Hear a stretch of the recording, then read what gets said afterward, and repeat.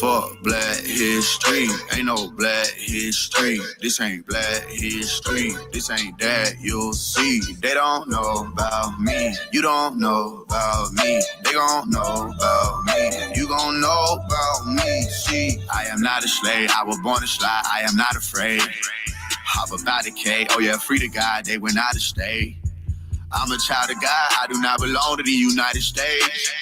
Fuck black history, tell Uncle Sam he can catch a fade. I went to hell, school, graduated at the top of my class. Still never thought I was over my peers. We did that time together 12 years. Ain't that's a movie, I think that it is. They won't control me, I'm really a member. I traveled that road, I came back with the jewels for 'em. When I pull up, they pee how the roof gone. We some dog killers, won't chew bones. Know we all spit 'em, we supreme. Somewhere I read a nigga had a dream. Did them dirty, they keep playing by that same to us, but it bullshit. If you win the battle, you can tell the story and delete whoever, get whoever glory. Hope you listen closely, this ain't metaphor. This is straight up real and I prepared you for it. MLK was a motherfucking agent. At first he ain't know it, cause really they played him. They showed him the front of the building, they tell him the back was burning. But the secret they gave him, he tried to reveal it. Go back and listen to that I Have a Dream and the speed that he gave on the night before they killed him. He climbed up that mountain and seeked the promised land. That boy was a Mason by writing. They sealed them documents forever, but I know Masons in Atlanta know better. They said he would kill cause of prejudice, yeah, but they lied to you. Here I come with that shovel on yelling fuck black history. Ain't no black history. See, they gon' know about me. You gon' know about me. See, I am not a slave. I was born to slide. I am not afraid. Hop about that K. Oh yeah, free the guys. They went out of state.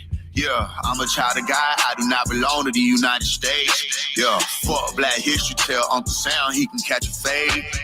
They don't want you to remember this. You not no slave, you indigenous. Fuck how they painted them Indians. You went to war with the French and the British, man. Quite frankly, you was kings, Merovingians. They took the women and men, made them prisoners, raised up the children to worship their images, set up a lab to the genes and they mixed them. And this shit get way deeper than your pigment. What if I told you you was born sovereign and all you ever had to do was admit this shit? What if I told you that this was your ancestor land? That mean that they was the immigrants. Wait, I think that someone tried to explain that 100 years later. The Negro was still in exile in his own land. Natural birthright, Malcolm X style. What was Holmes saying? That's the curse, right?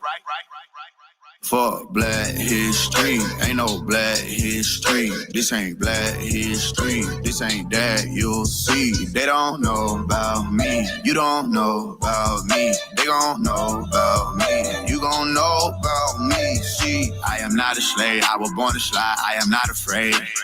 Hop about the K, oh yeah, free to God, they went out of state. I'm a child of God, I do not belong to the United States. Fuck black history, tell Uncle Sam he can catch a fade. I went to hell, school, graduated at the top of my class. Still never thought I was over my peers. We did that time together 12 years. Ain't that a movie? I think that it is. They won't control me, I'm really a member. I traveled that road, I came back with the jewels for 'em.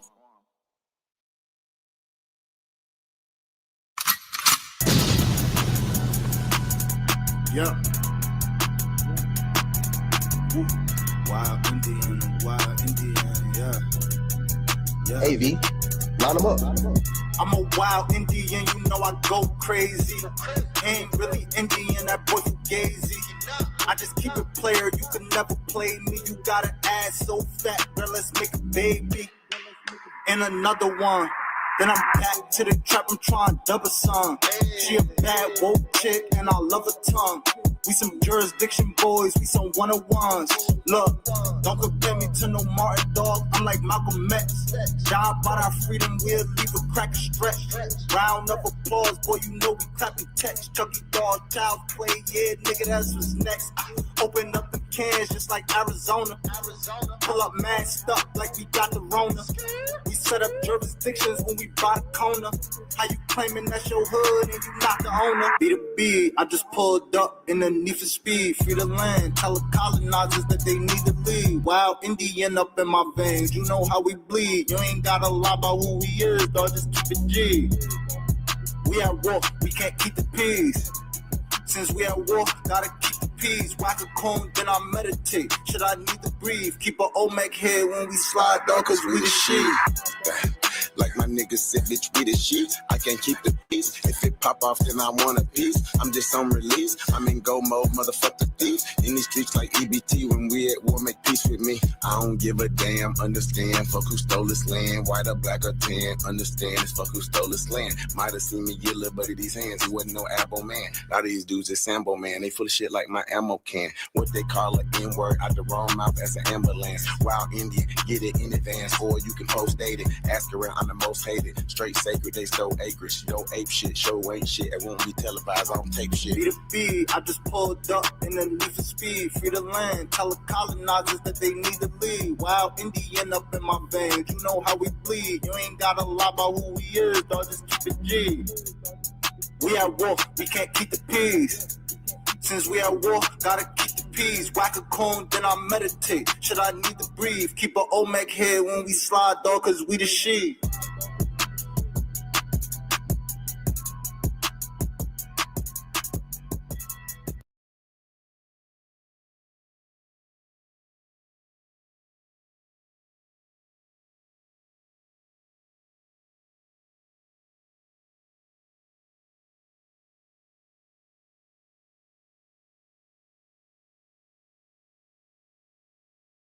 Peace and love, peace and love, peace and love to everybody. Thank you guys for coming on in for a second and vibing with your little sis, your big sis.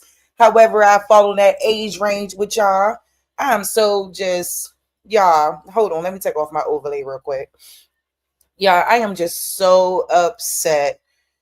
So upset. I wanted to really come on here today and talk about this young woman from my area, Miss Dacara Thompson. Okay, as you all are aware, there has been a lot of things going on virally in terms of the case of this young woman being unalived by an illegal immigrant. Okay, and this is the type of behavior that got to get checked at the door because, I think the one time that we have, the one time that our community has to show unity and to show care for our brothers and sisters, we still find a way to find them at fault. And I take real issue with that. It's always, well, she was doing this, she was doing that. I think everything that people are assuming that this young woman was doing is just that, assumptions. We don't know exactly what was going on. And I hate that this baby in death is being, her whole reputation is being kind of clowned on this internet. And it's really, really, really, really sick.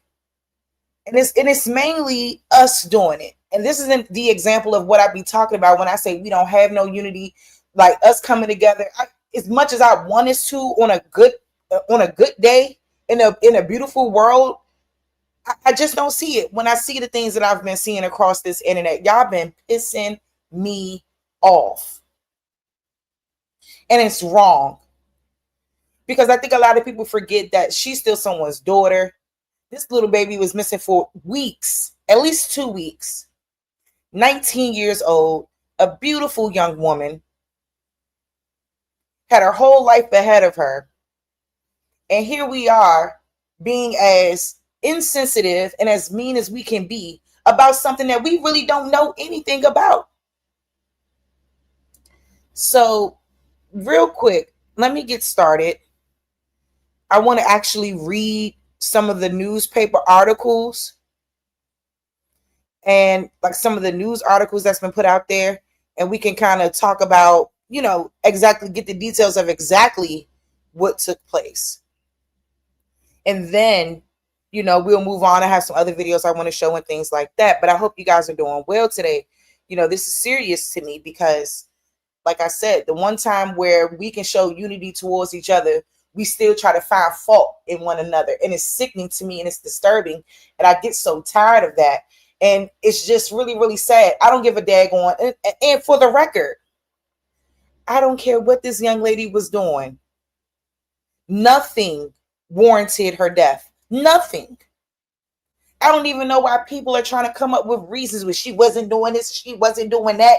So people deserve to get killed? Excuse me, unalived? People deserve that? I don't think so. I don't think so.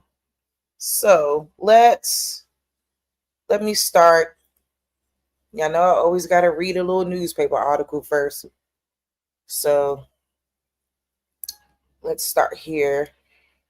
And I think pretty much everything that I've looked through was the same. I mean, it's a lot of stuff I want to show y'all. I mean, because we're going to go through some of these clips as well. We're going to really dissect this because I think a lot of times we love to place blame on each other. We are the worst to each other. And this is what I mean. We talk about one of our American people being taken out by an illegal immigrant. And all we can figure out is what she did wrong. What she do. It's sick. And it's extremely disappointing to see our people speaking in this way. And I'm going to show y'all some examples of what I mean. And things have to change. Because if we're going to show any type of unity or anything like that, that behavior on the internet has to stop. It has to stop. Okay, let's see what's going on here. Okay, hold up. They got a little bit. Prince George's County, Maryland, where a 35-year-old man is now facing murder charges after 19-year-old Dacara Thompson was reported missing. Police say Hugo Rene Hernandez Mendez is now in custody. DC News Now's Randy Bass joining us live with new details and the emotional reaction here following this morning's news conference with police and county leaders. Good evening, Randy. What's the latest here? Yes, Annalisa, good evening. Those new charges, murder charges today, coming nearly 2 weeks after 19-year-old Dacara Thompson was first reported missing. In the days and weeks that have followed, the community has really rallied around her and her family in a search for answers and an investigation that ultimately led officers to this home in Bowie. Neighbors along Cambridge Drive in Bowie shaken up Friday. It really makes you think, oh, you don't really know who your neighbors are. Learning they live just a few doors down from the alleged crime scene, where Prince George's County Police say 35-year-old Hugo Hernandez Mendez murdered missing 19-year-old Dacara Thompson in his bedroom. William Hernandez says he lives a few doors down and talked to the suspect just days before his arrest. He seemed like normal. I just said him my hellos, asked him how his day was. He said it was good. Investigators say back on August 23rd, around 3 a.m., Thompson got out of her car in Hyattsville and got into Hernandez Mendez black SUV nearby before he drove them to Bowie. It's not clear whether the two knew each other. Police say he later took her body to a grassy area along Route 50, about 7 miles away, where she was found on August 31st. The community came together to search for her in the days following her disappearance, and today, neighbors stopped by the scene. I'm really shaken up that something would happen on my street. Sharing their condolences and strong emotions surrounding the case. It's very unfortunate that we have to live in a society where predators are always lurking. Prince George's County Executive Aisha Braveboy speaking at a press conference Friday. Because she means so much to so many. And so it is tough that we're at this point where the search is over and justice begins. As for what more we know about the suspect at this hour, Hugo Hernandez Mendez, police told us today he was previously arrested back in April by U.S. Park Police for a DUI offense that he was later released for pending trial. We also reached out to ICE, Immigrations and Customs Enforcement officials, after hearing that he was potentially placed on an ICE detainer. We have not yet been able to confirm that, though Prince George's County Police were able to tell us that this morning. As for when we can expect to see the suspect in court, that is set for Monday at 1:15 p.m. Until then, he remains behind bars. In Bowie, I'm Randy Bass, DC News Now. Join us for the 40. All right, so let me just basically read through this really quickly. And then we'll continue to have the conversation, because it always seems like there's these sentiments where these people are locked up and then they're just released pending a court date. And it's just like, you never know what people are going to do. And it's like the law enforcement system, how that works is just totally seems oblivious to people's backgrounds, or maybe they don't care. They'll just release these people into our society without any care for the other people who could be affected by their actions. And I found it very interesting, you know what I mean? Because especially when it comes to like these people who have been able to cross our borders illegally and have been allowed to stay here. And then people want to talk about people trying to make a good life here. No, some people are coming over here to try to endanger our lives. He's a Guatemalan immigrant. We don't know what these people's intentions are when they try to come over here into our country, and then they're killing our innocent American children. So let me just read through this real quick. It says court documents shared with DC News Now on Friday detail the alleged events leading up to, during, and following the murder of 19-year-old Dacara Thompson. Thompson went missing in late August and was found dead on August 31st in a grassy area off of Route 50. Days later, the Prince George's County Police Department announced it had arrested and charged a suspect in connection with the murder.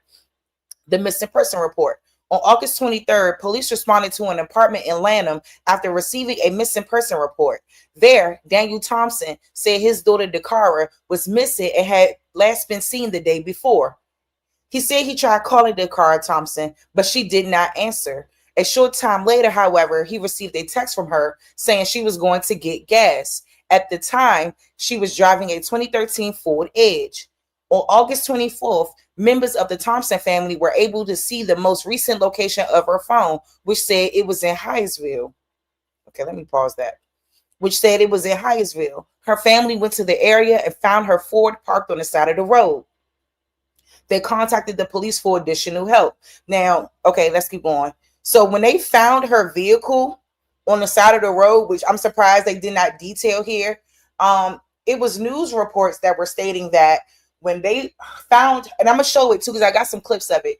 When they found her vehicle, it was parked on the wrong side in front of a fire hydrant, and that the father was instructed to get in the car and drive it home, eradicating any type of DNA evidence that could have been in that car that could have led to some type of, I don't know, that could have led to something early on. So apparently he was told to drive it home in case that it will be towed. And in Maryland, I ain't gonna lie, PG County especially, they will tow your car.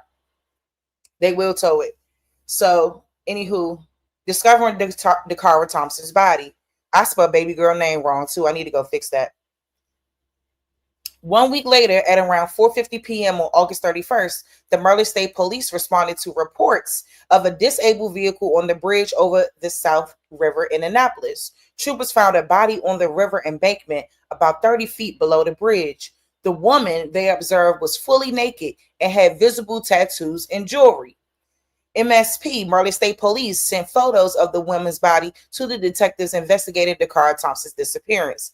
Detectives confirmed that the tattoos matched, and family members later confirmed she was indeed the missing teenager.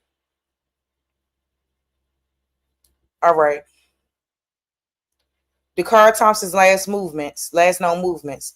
Investigators reviewed surveillance footage which showed Thompson's last known movements. Shortly after 3 a.m. on August 23rd, she got out of her Ford and walked toward the 2000 block of University Boulevard in Hyattsville. At the time, she was wearing a light-colored jacket, black pants, and a light-colored shoes.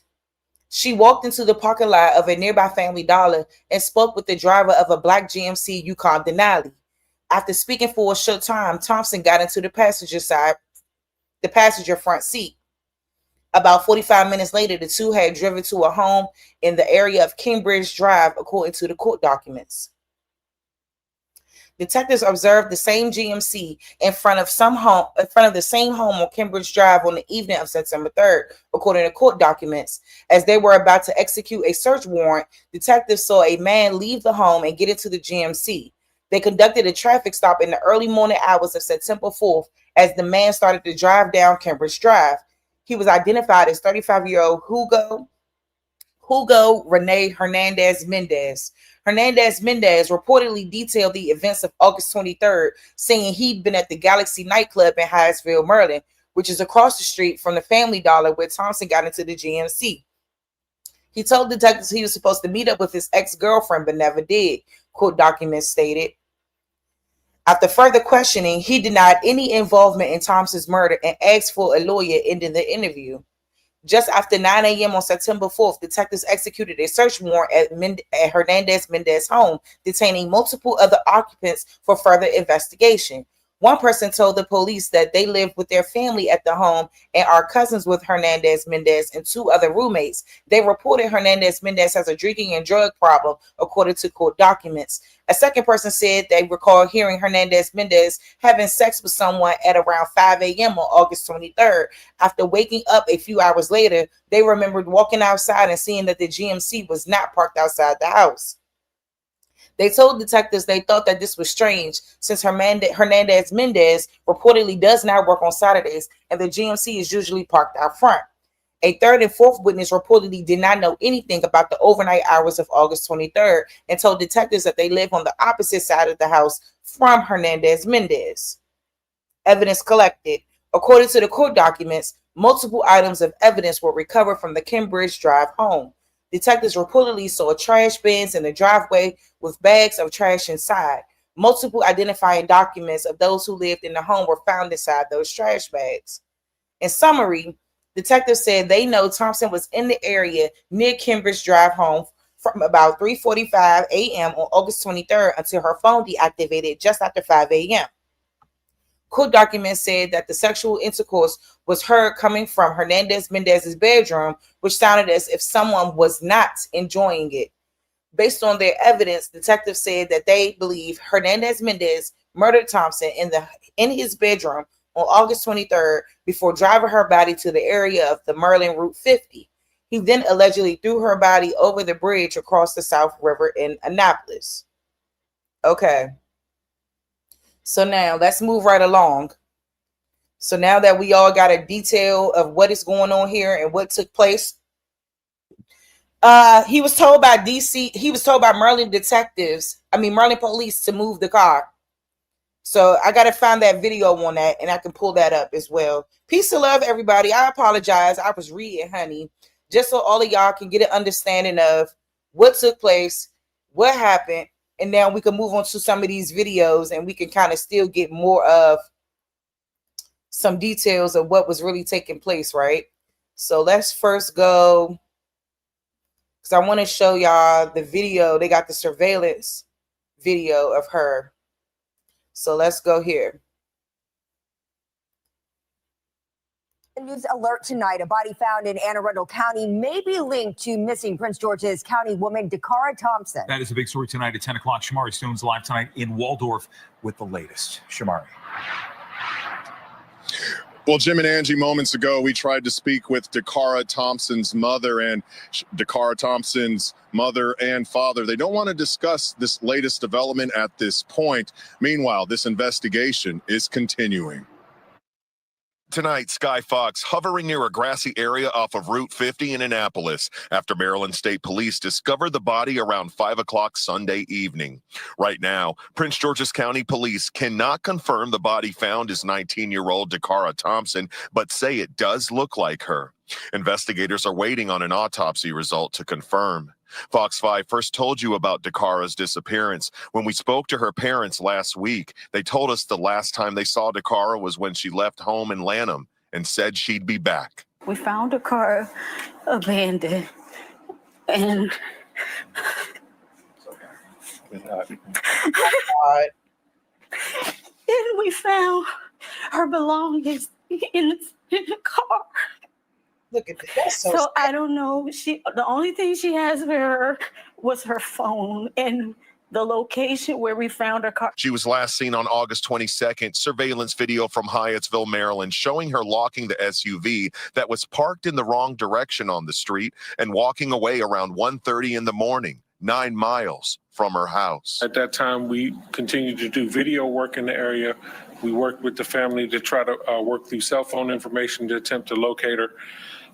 Further investigation and video was conducted. We really searched hard for Dacara. And on Sunday, Maryland State Police say they were initially called out for a broken down vehicle and troopers discovered the body when they went out there. Tonight, they say it does not seem that the disabled car is connected to the case. 19 years old. Dacara is 19 years old. And so even though technically she's an adult, she's someone's child, someone's baby. And so our heart goes out to her entire family. And call Prince George's County Police if you have any information about the Dacara Thompson disappearance. I'm Shamari Stone here in Waldorf. Back to you, Jim and Angie. Hi, everybody. We begin with the news alert tonight. A body found in Anne Arundel County may be linked to missing Prince George's County woman Dacara Thompson. That is a big story tonight at 10 o'clock. Shamari Stone's live tonight in Waldorf. My fault, y'all. It just seemed like it just goes right to the next thing. Okay, so let's keep it moving. Let's keep it moving. So I have a little bit more of that particular press conference with PG County executive Aisha Braveboy and others who were really speaking on this situation. I've really found it so devastating and so sad, and I hate this because it's so often that these things happen to our baby girls, and we see people get upset when women say we aren't protected, and this is a prime example of that. And I honestly say that her mother and father, my heart goes out to the entire family. I wish them well, and I know that this is going to be a rough journey for them, but I wish them all the strength and love that I could possibly send out, because this is really ridiculous. So hold on, let me see. Before I show that one, I kind of wanted to be able to show a little bit more details into why this case wasn't considered a critical missing person case to begin with. I-team has been digging into details about Hernandez Mendez's prior arrest by federal authorities and why he was let go. Yeah, investigative reporter Tracy Wilkins joining us live in the studio here. Tracy, like Erica said, you've been digging on this all day. What have you found? Well, there are a lot of questions about what happened here, but let's start with what we know about Hugo Hernandez Mendez and his past interactions with the law. A spokesperson from ICE today said he is from Guatemala and entered the country at an unknown date. While announcing his arrest today, state and county officials said he had been arrested by U.S. Park Police last spring and charged with a DUI, but was released. Sources close to the investigation say he was arrested on the Baltimore-Washington Parkway in Prince George's County on April 25th. We've been told that procedurally, he most likely would have been held in the U.S. Park Police barrack in Greenbelt and then would have had a first appearance in federal court in Greenbelt. We looked for those records, but could not find them in the court system. We asked Park Police for charging documents, but they directed us to file an open request in order to get those records. Given the federal push to detain undocumented people in this country, there are questions now as to why he was released after this DUI charge with a federal agency, which is still pending, by the way. Here's what County Executive Aisha Braveboy said about that arrest earlier today. Well, I think that the U.S. Government has made status of individuals relevant. This was someone who was in their custody, and they made the decision to release him. So I think the questions should be asked of the Justice Department. Now, we reached out to the DOJ and the Maryland U.S. Attorney's Office for clarification on why Hernandez Mendez was not held then, since ICE tells us he is undocumented, but they told us they have no comment on this case. ICE issued a detainer for Hernandez Mendez yesterday at this murder investigation as this murder investigation was still unfolding. The case came to the attention of the Black and Missing Foundation when Thompson's parents reached out to them. The group partners with families and law enforcement to help find the people whose cases are sometimes mishandled or ignored. Their work has had a great impact on how cases of missing Black people are handled. They described to me how critical notifying the public early on can be to an investigation. Regardless of the situation of that person being missing, everyone gets a flyer. And that right there, that public notification is so important. Soon as that missing persons case is filed, it gets a flyer and it becomes disseminated all over the media, social media platforms, sharing it with the general public. And that right there is the first step, because the community can't help you in finding someone if the community is not aware that someone is missing. And so just those first 24 to 48 hours, those are the most critical moments. Prince George's County Police say they did distribute flyers and investigate Thompson's disappearance early on, but that video evidence shows she was entering a vehicle later associated with Hernandez Mendez before she was reported missing. So there are questions about timing. And as we know, her family led much of the grassroots effort to locate her. So there were questions about critically missing people versus folks who are adults and are in good health. Right. And in Prince George's County, those cases are not typically labeled critical. And it also depends on the evidence and a lot of other things. But there were folks on social media who were trying to figure out what's going on. Her family really led the push. And as Prince George's County Police said, they were out there distributing flyers. They were doing their investigation. It may not have appeared on all of their social media channels, but the community was definitely reaching out. But of course, just an unfortunate ending to all of this regardless. What would need to happen to change that? Is that a police department decision, or is that a statewide decision? Well, it's a police department decision, but police departments like Prince George's County are following national standards that a number of police departments follow. So the bottom line being, so we had 3 women who went missing around the same time, right? Thompson was one of them. One of those women was found and she was perfectly fine and she was safe. And that's an example of one of these cases that was not initially labeled a critical case. And, you know, there were good reasons for why. So in this case, same kind of thing. When you're dealing with healthy adults, police are looking at the fact that sometimes adults want to go on their own way. And so let's talk about that.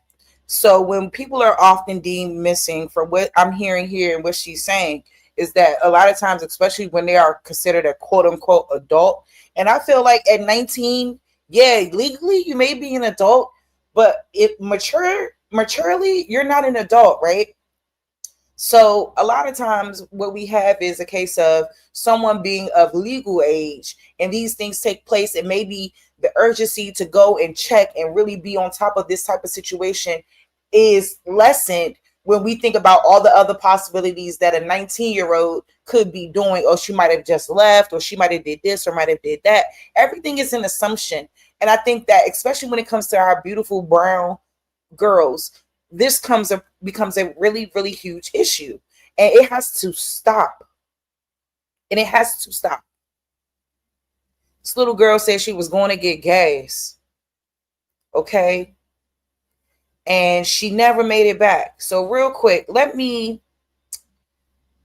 show a few more, and then I kind of want to go to some people who was kind of really breaking it down really well.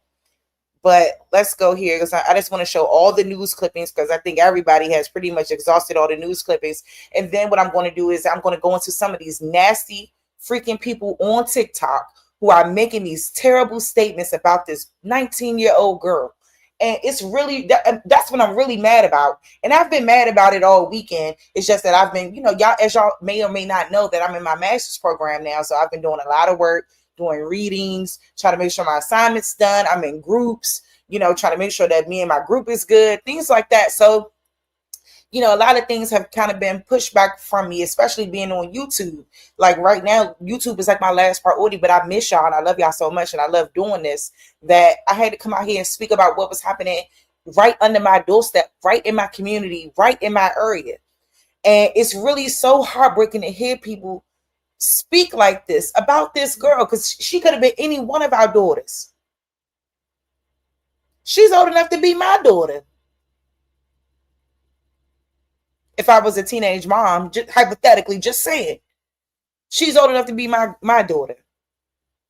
And I will not sit on this internet and allow anybody to disparage this baby girl in death. It's not going to happen on my watch. All of y'all who are doing that, and I'm going to show y'all what I mean. Y'all need a lot of help. Y'all need to come to Jesus meeting. You all need to go outside and touch some damn grass, because it's sick.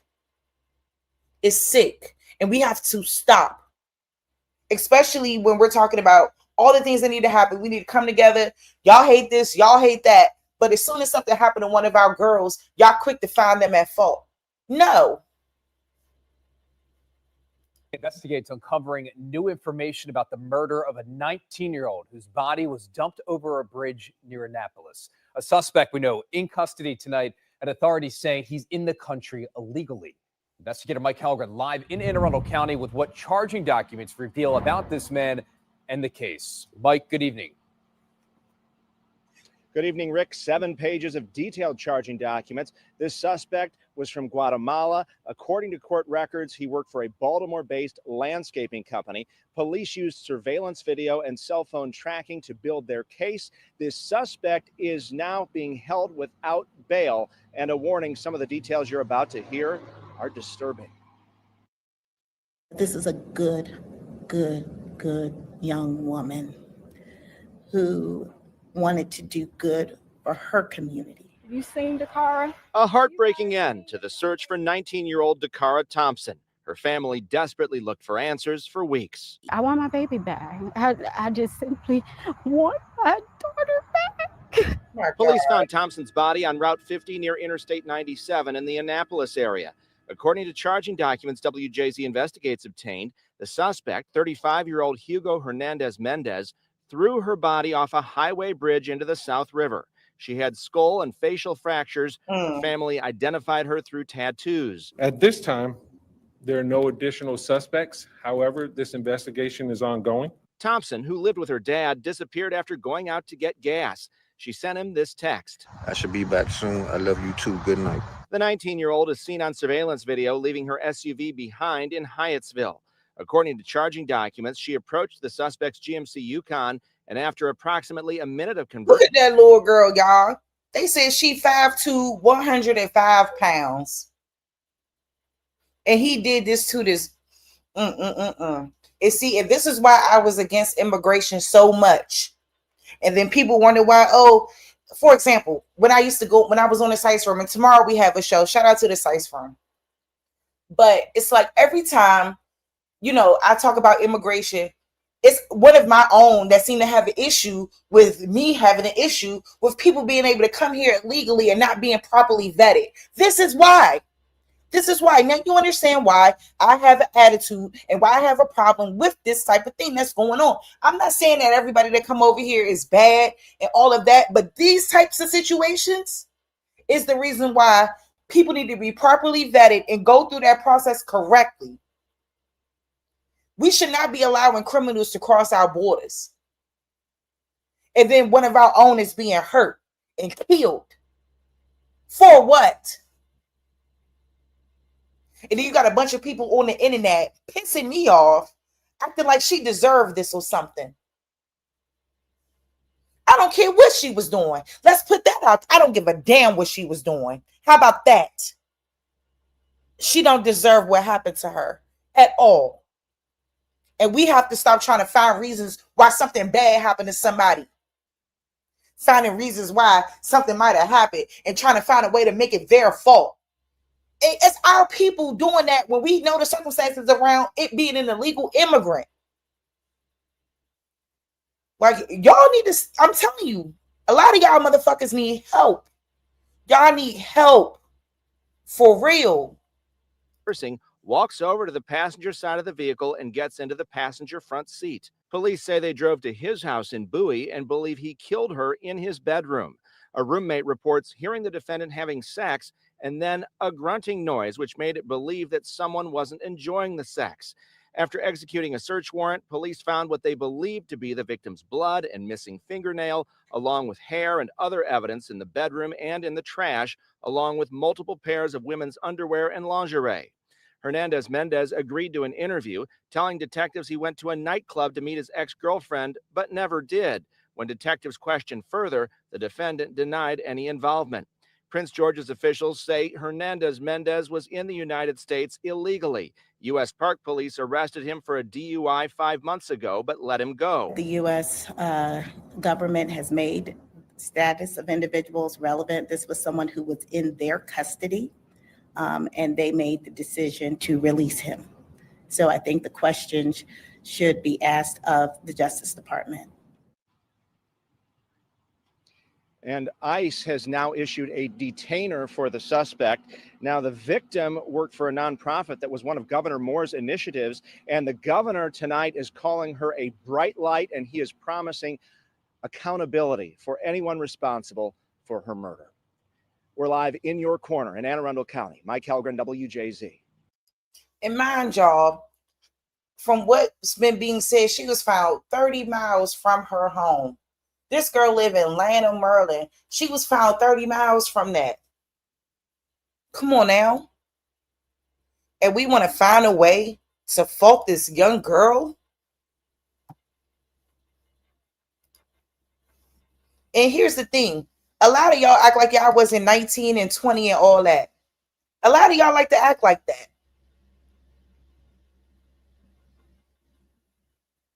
And real quick, let me shout out the chat. How you doing, Heike? How you doing, the enemies public? Hello, Lubis. Peace to you. Epic Studies. Who else I didn't get? Aboriginal Truth Seeker.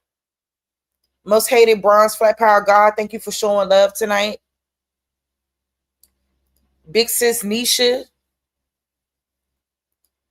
My other big sis, Copper Goddess. My other big sister, Copper Miss Parker. Shout out to you ladies. You all know too well, and you all understand too well how a lot of us are not protected as women. And it's really, really sick when we see our people out here trying to disparage the legacy of this young girl. Because the truth is, and I mean, I'm going to keep reiterating it. The truth is, a lot of y'all don't know what the hell really happened. You don't. And you really need to sit down and shut your mouth and stop making a fucking assumption. Shoot, I remember being 19, being young, wild, and free, and everything else, just living my life. You know, I felt like I was 19. I could go out. I ain't got to tell nobody this and that. But, you know, what I can relate with Dacara on is that I keep constant communication with my father. Constant.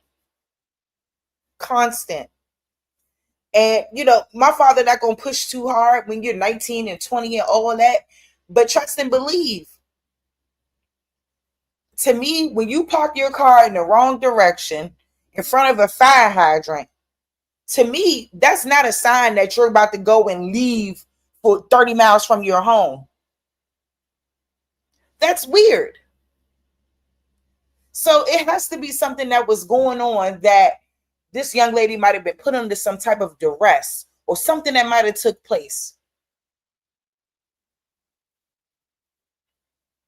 And that's my opinion.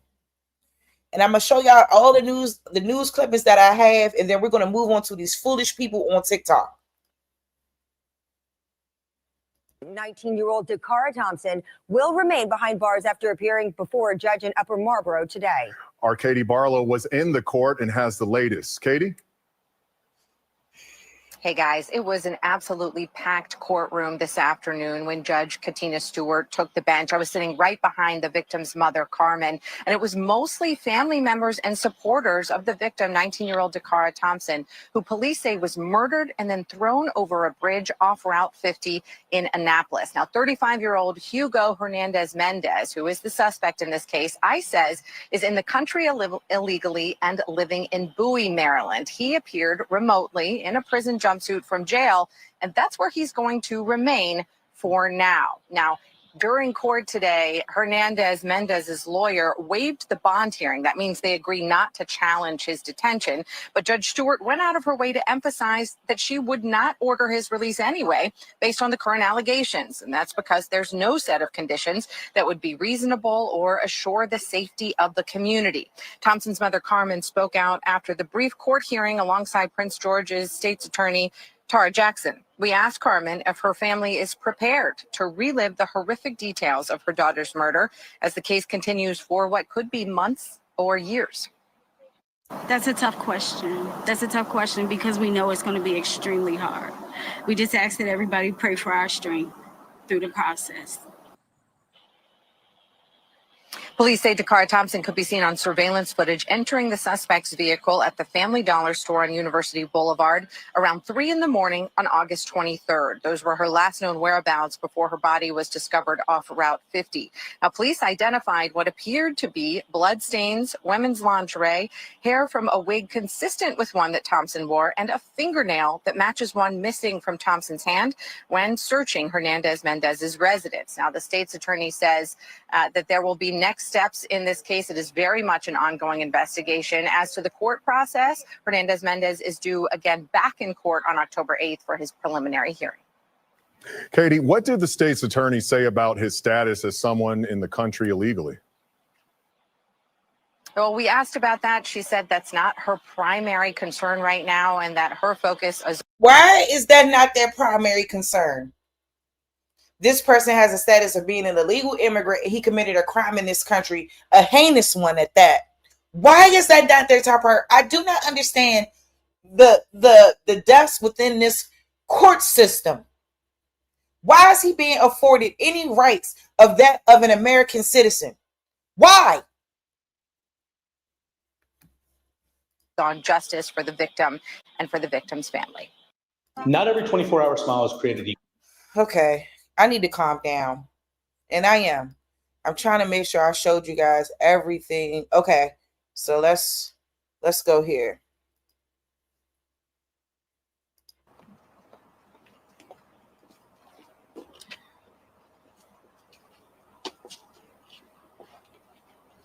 Now he's not on the streets, sis. He's being held in jail. But the point is that every time it comes up about these people being illegal, it's like they don't know, they don't know, they don't know. You do know. You do know.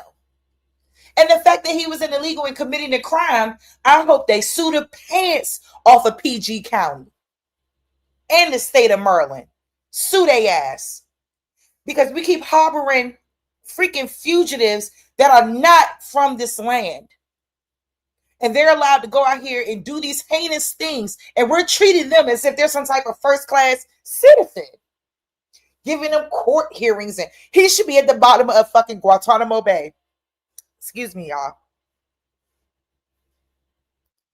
That's where he should be at.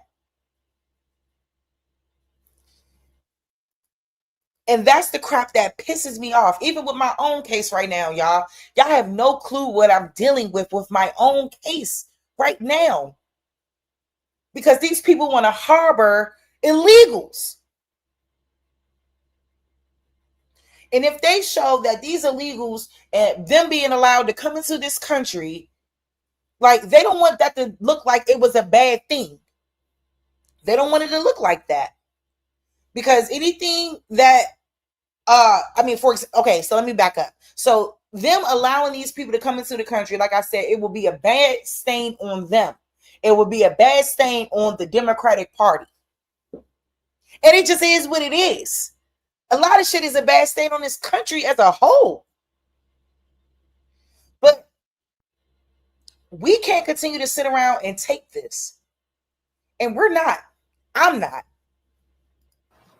All right, let's go. All right, good afternoon, everyone. We are here today to discuss the case of the 19-year-old Dacara Thompson. I'm going to turn this over to State's Attorney Tara Jackson. Thank you. Good afternoon. On Thursday of last week, the Prince George's County Police Department arrested Mr. Hernandez Mendez and charged him with the murder of 19-year-old Dacara Thompson. He was presented before the commissioner and he was held without bond at that time, pending a bail hearing. Earlier today, Mr. Hernandez Mendez appeared before a judge for a bond review hearing, and he was again held without bond, and he will continue to be held without bond.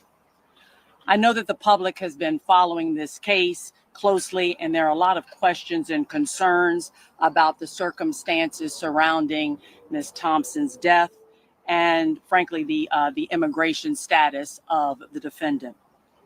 I want to emphasize first that this remains an active investigation, and I am therefore extremely limited in any information that I can provide today. But I'll say this. You see that? That's the shit that pisses me off. How are you extremely limited? How are you limited in the information in regard to this man being an illegal immigrant in this country? How are you limited in that information? No, you're not. You're sitting up there and lying.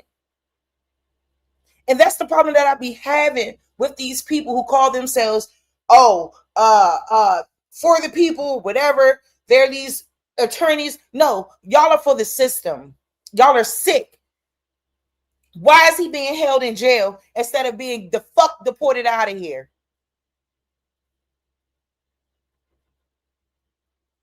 He need to be at the bottom of what y'all say that was? Alligator Alcatraz? Yeah, all of that. All that. All that. Sorry, all of that. All of that.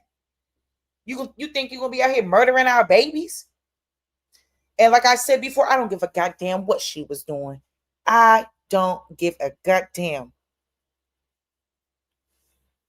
Hell wrong with y'all.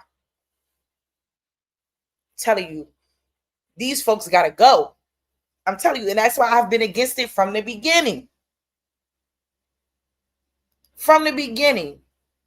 And people want to fight me about why these people don't need to be here. Cut the jokes. If you come here the right way, cool. I ain't got nothing to say. But when you come over this joint illegally and then you commit heinous crimes like this, taking a fucking daughter from her parents, yeah, I got a problem with that. Yeah, I'm on your ass. Yeah, all that. All that. All of that. The goal of this, because if it was my daughter, I'll be tearing it up. This office is to achieve justice for Dacara Thompson and for her family. And that goal requires that my office have the ability to fully investigate and to thoroughly review any and all evidence in this case in order to make a determination regarding the appropriate charges for indictment. In addition, this office is primary. That's the thing. You're right. Who said that? Nikki. You said that. You said that, and you hit a point, because it's like they're taking them through a normal American process of what's the word I'm looking for? They're going through a normal process of the law. Why are they getting a due process? Why is an illegal immigrant getting a due process of the law? Thank you, sis. Yeah, that's what I was trying to say. Due process. I reached down and boom, there go your comment. But I said it before that. Yes. Why is he being allowed to have a due process of the law? Why? Why? Then they're like, oh, we have to find out if he. Well, is not finding that young lady's fingernail in his home not enough? With her DNA on it? Why are these people being treated like they're some type of citizen? Why? These migrants get more grace. If it was a black man that killed her, it would not be all this running around, yap. It would not be none of this.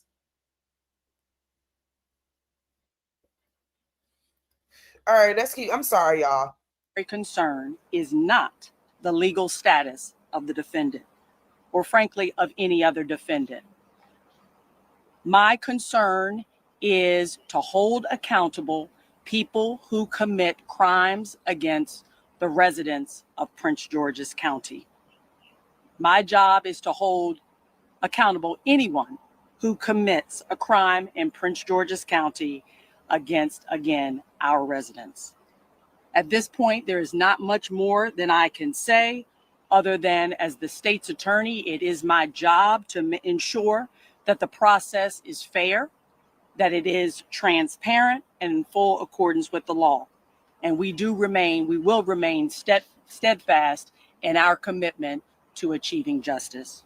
Thank you. Are there any other suspects that you're looking at? Any other people possibly involved in this? Again, this case is under investigation, and so I cannot further comment as to the nature of any other suspects. And then you go and have a press conference, and then when they ask questions, you can't further comment on this. You can't comment on that. Do you not think that people deserve to know what's going on? Like, these people really do make my fucking ankle itch. For real. Or any part of the investigation.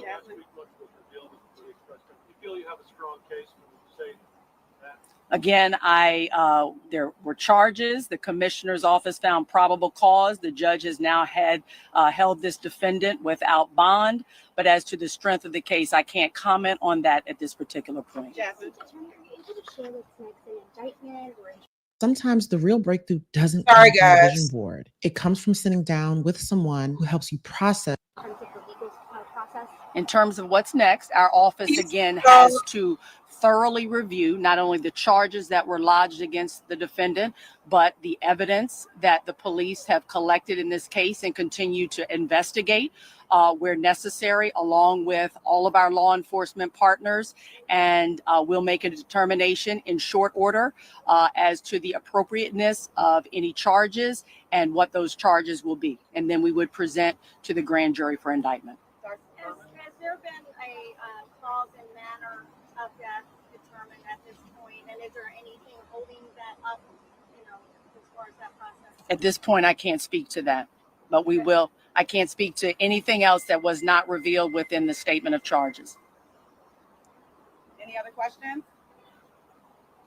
Anyone from the family? The justice system is trash. The justice system is complete trash, and it's sick. And they'll move on whatever they want to move on. It's sick. But see, they can't ignore this though, because this has reached national headlines. Who's your name, please? Carmen Thompson. Carmen Thompson? Yes.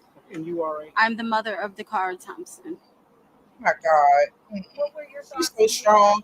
hearing today? And our hearts. She is so strong. Bless her heart. And it's so sad that this is the type of thing that has to go on. We always exude our strength at a time where it's the worst for us. The resilience always come out at the worst times for us. And I just wish them so much peace and so much love and just so much strength and just sincere condolences to them, because they don't deserve this. No one does. No one does. And I'm going to hurry up and get through this so we can move on to these trifling TikTokers.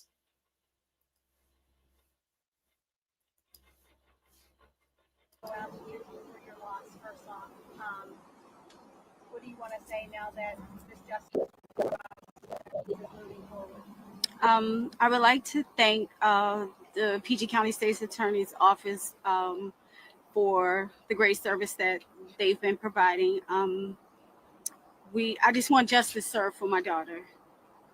How are you guys doing? How's the family doing right now? Is as good as a family could be under these circumstances, so not so good. We're trying to maintain. Tell us a little bit about your daughter. She was 19, just getting started, a young lady out of high school. Tell Yes, us about her, please. my daughter, she had just turned 19 years old prior to this unfortunate circumstance. She was working under Westmore's Maryland Year Service Corps option, whatever it's called, program. She had just completed a year-long internship in which she was very successful. She did a great job. She was a kind of an outgoing, soft-spoken, kind young lady. She was a free spirit. She was a good girl. She was a good kid. So there's been a lot of people disparaging her character on social media and things as such. Please don't believe everything you see. Don't believe everything you hear.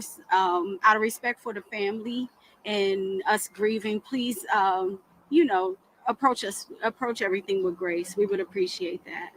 Ma'am, do you have any thoughts about this notion that this guy was arrested by Park Police and released back in April? I'm sorry, can you repeat that? This man, Mr. Hernandez Mendez, Yes. was arrested by the United States Park Police for drunk driving in April 25th on the BW Parkway. Mm-hmm. And what's crazy is he was arrested by the U.S. Park Police. So as we know, family, the U.S. Park Police, that's federal. In D.C., the Park Police is federal. But I don't understand how he was released from the feds. Just so he could go out here and be a plum fool and do this nonsense. He was subsequently released. There was no check of his immigration status or anything like that. There were no warrants at the time, no detainers. But he was in federal custody And then he was released, and he is in the country without Right. documentation, and now they filed. I'm very disappointed, you know, finding that out now, because we may not be here today if they did what they were supposed to do. Is there any indication that the victim may have known this person or crossed paths with him ever in her life? Let me again say that I just want to be clear, and out of respect for the family as well, anything, any questions regarding the nature of the investigation would be harmful to our investigation at this particular point. So I want to make sure that we don't delve. See, and I hope this lady, this mother understands that she is speaking directly for the state of Maryland. That is not her attorney. And most times in situations like this, I would really implore that people get their own attorneys. Get your own attorney. Into any of that information. I will say you asked a question earlier. As always, there'll be an autopsy that's performed as a part of the investigation. Last question, Katie. Carmen, and then a follow-up from Madam State's Attorney. The family often has a long journey after a crime like this happens. Yes. The trauma as the case moves forward, and the victims have to outlive the crime itself. Is the family prepared for what's about to happen in the coming months? The grueling work of retelling the story, working with investigators, everything that's to come. That's a tough question. Because we know it's going to be extremely hard. We just ask that everybody pray for our strength through the process. And Madam State's Attorney, the DC U.S. Attorney has blamed Maryland for crime in the district and for guns coming into the county. Have you seen any change recently given the surge in the district just across the border in Maryland, or anything that has been different after the national troops have been in the district? All I'll say to that is that we continue to work with our law enforcement partners, both in Prince George's County and in the district, to make sure that that we're protecting the residents of this county. Thank you. Thank you. Thank you. Best of luck. Thank you very much. Thank you all for coming. All right. So let's move right along and listen to these fools. Selling her coochie to an illegal immigrant. Dacara Thompson lost her life because she was selling her coochie to an illegal immigrant. At some point, the sale went wrong once she got in his car and headed to his house, and that's where things took an ugly turn and he took her life. Now, Dacara was last seen getting out of her car, walking towards a gas station, getting in his car, and later taking off to his location, and was never seen or heard from again. Her parents were all over social media looking for their 19-year-old daughter, and I'm sure they are completely devastated to just know that their daughter was out here selling that coochie and probably lost her life over the price. And I'm sure this man definitely got his last nut off before he did the unthinkable to her. Dacara had poor pussy management. She had no security and unfortunately lost her life doing this. I know the parents are just as devastated as ever to not only lose their child, but to lose their child to something like this. Now, we don't know if this was a consistent thing or if this was just a one-off thing. For all we know, she was just 19 years old and down on her luck at the time and had too much pride to ask family or friends and just use what she had to get what she wanted. Or this could be something that she consistently did. Either way, unfortunately. Y'all hear this stupid ass bitch? Dacara Thompson is no longer here with us today. But thankfully, that predator, that man. Bitch, what? I mean, what you was looking for? Attention?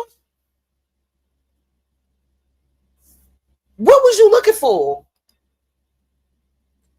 See, I'm telling you, this is the type of ignorance. Ignorance. Bitch, have you lost your mind? That could have been your fucking little sister, and you're out here speaking this way? Ugly ass hoe, sitting out here talking that shit. Ugly spirited ass bitch. Excuse my language. Weird ass bitch. Sitting out here talking that shit about a fucking child. Pisses me off out here on fucking TikTok thinking y'all can say whatever y'all want. The only thing that you should have been saying in that video, ma'am, was condolences to the fucking family. Why do you think that was appropriate? How do you know what she was doing? None of y'all know what she was doing. Y'all just assuming. Because she got in somebody's car, she was selling cooch. Are y'all serious? Is y'all cool? Is y'all cool?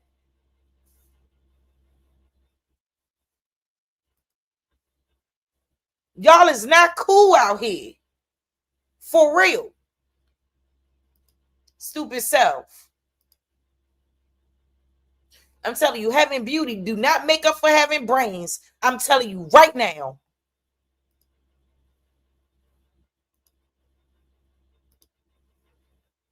We are distraught. The cousin of Hugo Hernandez Mendez agreed to speak only if her face was not shown. We will. I never thought a family member would do something like that. We are distraught. The cousin of Hugo Hernandez Mendez agreed to speak only if her face was not shown. We will call her Maria. She says her cousin, an immigrant from Guatemala, lives with her family and other relatives, but recently she rarely saw him and his behavior changed. Now, the cousin of Hugo Hernandez Mendez tells me that they found blood inside her cousin's bedroom, that blood belonging to Dacara Thompson. For me to come out and extend my condolences to the family. Coverage is happening and awareness of a young African-American woman missing, because a lot of times that doesn't happen. Maria says her husband was also taken by investigators for questioning yesterday, but was released. This morning, she says federal immigration agents were back at their home, this time for her husband, who is an undocumented immigrant from Mexico. They did not have an order for my husband or a warrant for me. They simply handcuffed him and took him. Maria insists her husband has nothing to do with the alleged crime. Her young children standing right next to her. She says her husband was taken despite his full cooperation in the criminal investigation. She has this message for Dakara's parents. Yo soy madre, entiendo a la madre, entiendo al padre. I am a mother. I understand her mother and father. I have children.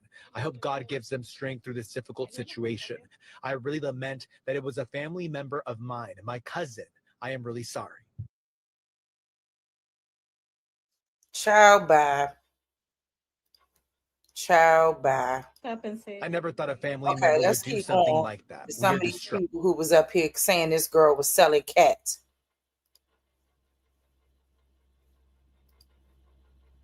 And he was buying.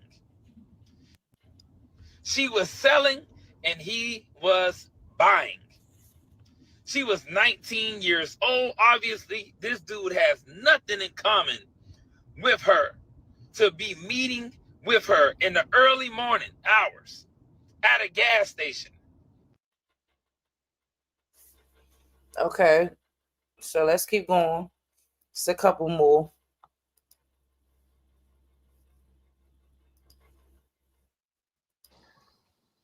Dacara Thompson, man. She was I'm gonna say a sex worker, man. I'm just gonna put it like that. I ain't gonna call her no prostitute. I'm just gonna say a sex worker. Sex. Kind of put some honey on it. You know what I'm saying? It don't sound that Shut bad. up. You shouldn't have said it at all. Shut up. But anyway, come on, man. We all know, man. If y'all been paying attention to the story. See, they paid attention to the story because she got into a car. You don't, Jesus. She went on the passenger side, talked to him. Then she went over on the other side and got in. So that means she was selling cat.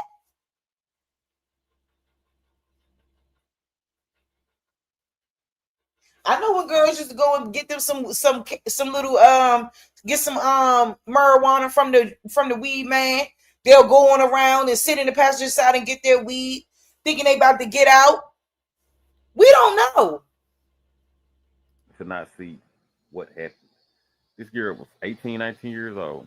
Why is she attracted to 45, you don't know anything. Guys? You just making an assumption, you big head fool. Because it's something she wants from him.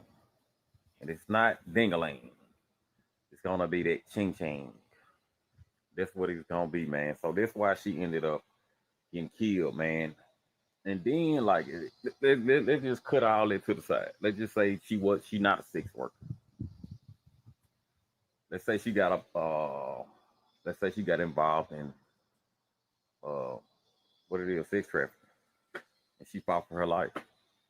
Still though, it don't matter. She should have never been around this guy. And then stop saying what she shouldn't have been doing. This guy should have never fucking pulled out his weapon or whatever. He shouldn't have did. He shouldn't have did what he did. Look at black men sitting up here trying to disparage this girl.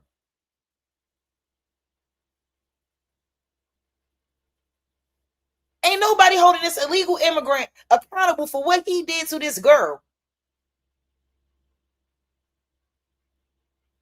And somehow it's her fault. This is what we do now.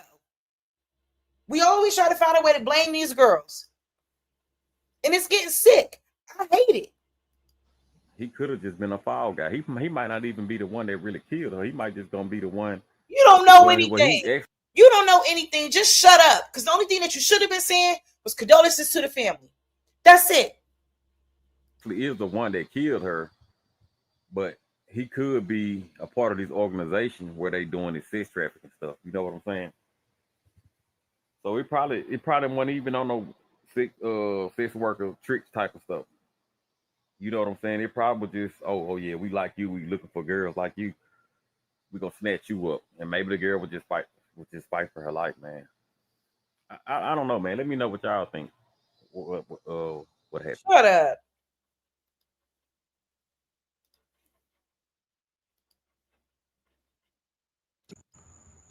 I'm gonna just say this, like, I'm gonna be real. Dacara Thompson,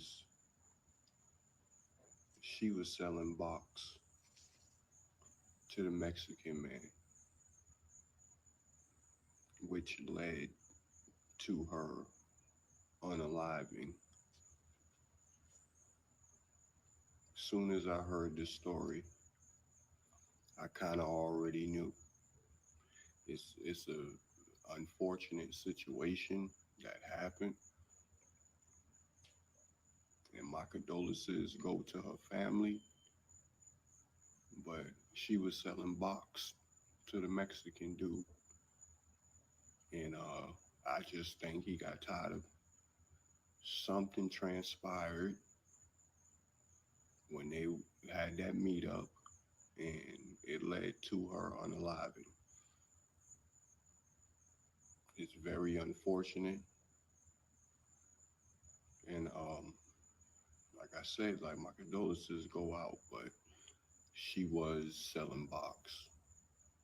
You see how he's so confident that she was selling some box? You see how confident he is? He just know that's what she was doing. And it just goes to show what people think about our young girls, what people think about us as women, who we are as women. This is what comes up. This is what they think. And instead of him having empathy for this girl and what happened to her, this is what he wants to go around and assume. Black men, a lot of y'all are the problem. You motherfuckers are the problem. For real. Even sitting up there saying that, verbally, even putting it out your mouth. You're out of pocket. All of you. And it's sickening and it's disturbing. And I'm sick of it. And I don't know who that was who asked, was the girl in AI video? I don't think so, but they was dragging her up and down them TikTok streets. They was dragging her. Like, to even assume. All right, hold on. Let me go here, and then I think I'm gonna be good. Unless people wanted to come on the.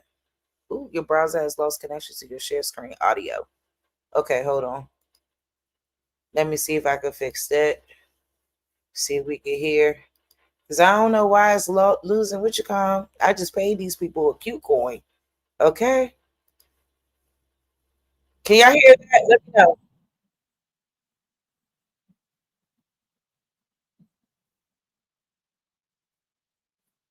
Can y'all hear that? Put a 1 in the chat if you can hear it. Put a 2 in the chat if you can't, please. So I can try to adjust accordingly. All right, good. Y'all can hear. Great. And even this midnight sexual meeting with a legal immigrant ends in the loss of her life. Why are we assuming that this was a sexual meeting? I don't understand.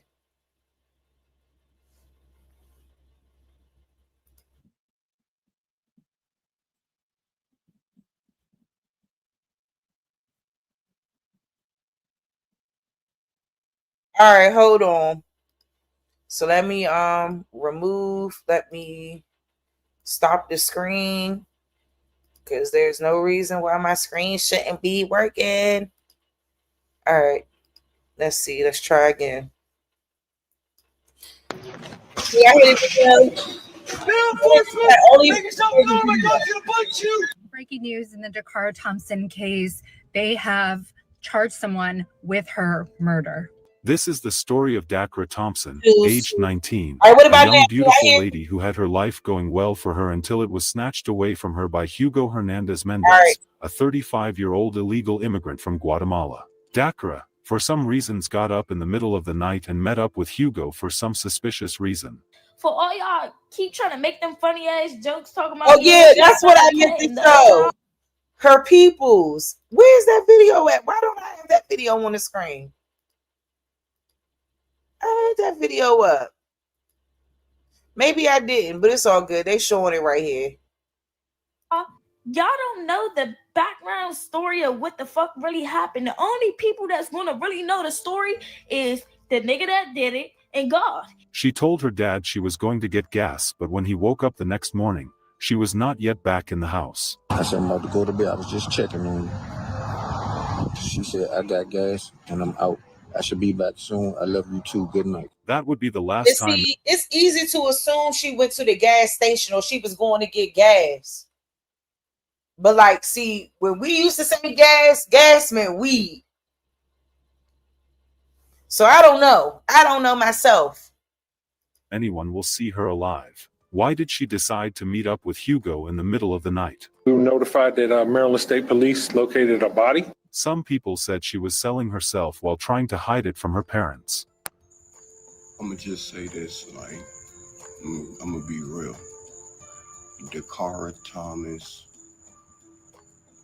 she was selling box to the Mexican man. Well, let's get into it. I do not Hello mean and that. welcome to Twisted Crimes. Because she met with somebody, that automatically means she was engaging in some type of prostitute behavior. Is y'all cool? Is y'all cool? For real?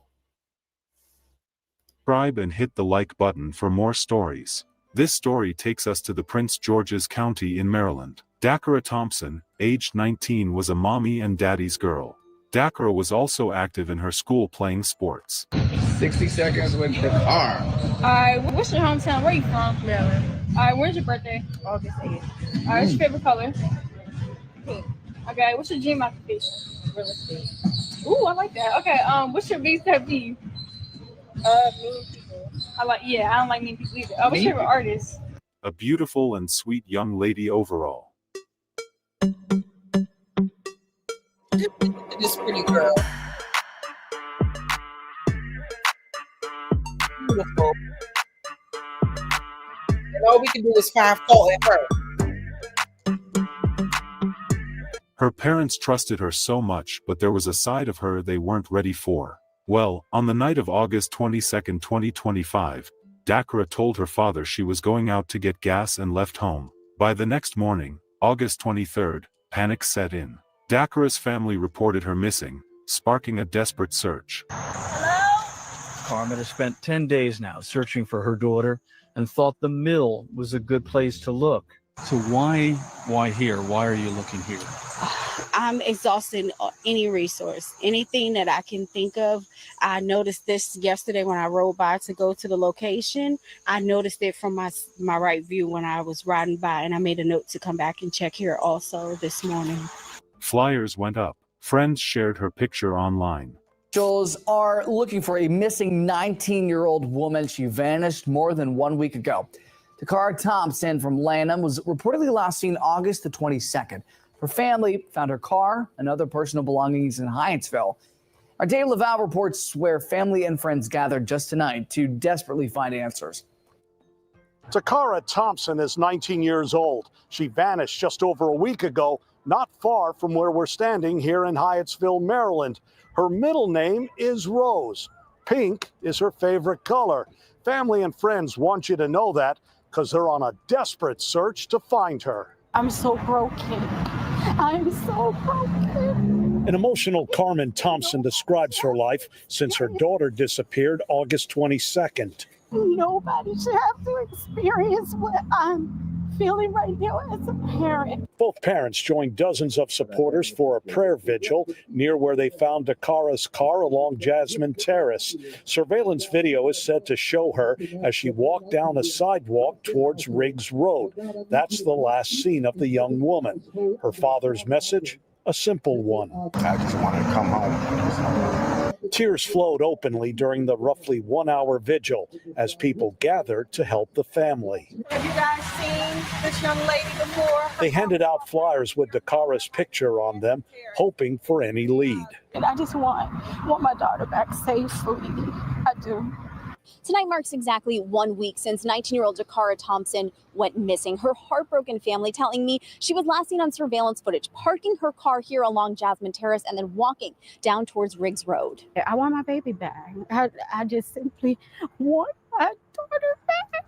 For Carmen and Daniel Thompson, the past week has been brutal. Their daughter, 19-year-old Dacara, lives with her dad in Prince George's County and left home the 22nd around 10 p.m. She just said, Dad, I'll be back. He showed us the text he sent her about an hour later. I said, I'm about to go to bed. I was just checking on you. She responded right away. I should be back soon. I love you too. Good night. But after that, she not only didn't return, but she didn't answer any of their texts or calls. Which was very unusual because she always responds back. They also discovered her location was turned off, but they could see her last location, the corner of Jasmine Terrace and Riggs Road. Her dad headed that way and found her car parked the wrong direction on a fire hydrant.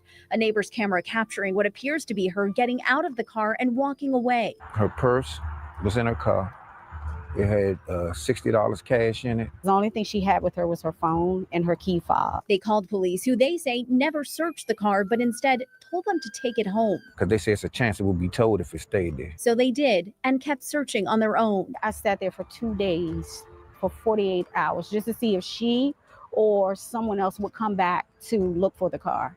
And nobody ever came back. Since then, they've done their best to spread the word, posting flyers everywhere. I want some of the one on the back. This one. But with each passing day, their fears only grow. I'm holding on to hope. I'm fighting. I hope she's fighting. You know, any chance she can get to try to get away if she can. She says this is not like her daughter. She hasn't used any money, so I'm like, what is she eating? She has the same clothes. They pleaded for the safe return of their beloved child. Behind the scenes, investigators were piecing together her final movements. Surveillance cameras revealed something terrifying, an encounter with a man who should have been a stranger. Dacara was seen on camera parking her car and walking to a car and then getting into the car. The man she went with was an illegal immigrant from Guatemala. His name is Hugo Hernandez Mendez, age 35. People started speculating that she was selling herself to make money. I'm gonna just say this, like, I'm gonna be real. Dacara Thomas, she was selling box to the Mexican man, which led to her unaliving.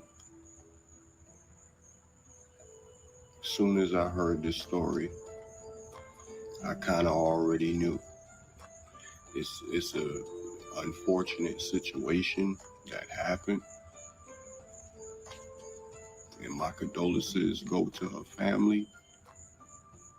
But she was selling box to the Mexican dude, and I just think he got tired of something transpired when they had that meetup, and it led to her unaliving.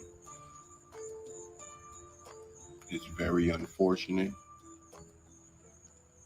and like I said, like, my condolences go out, but she was selling box.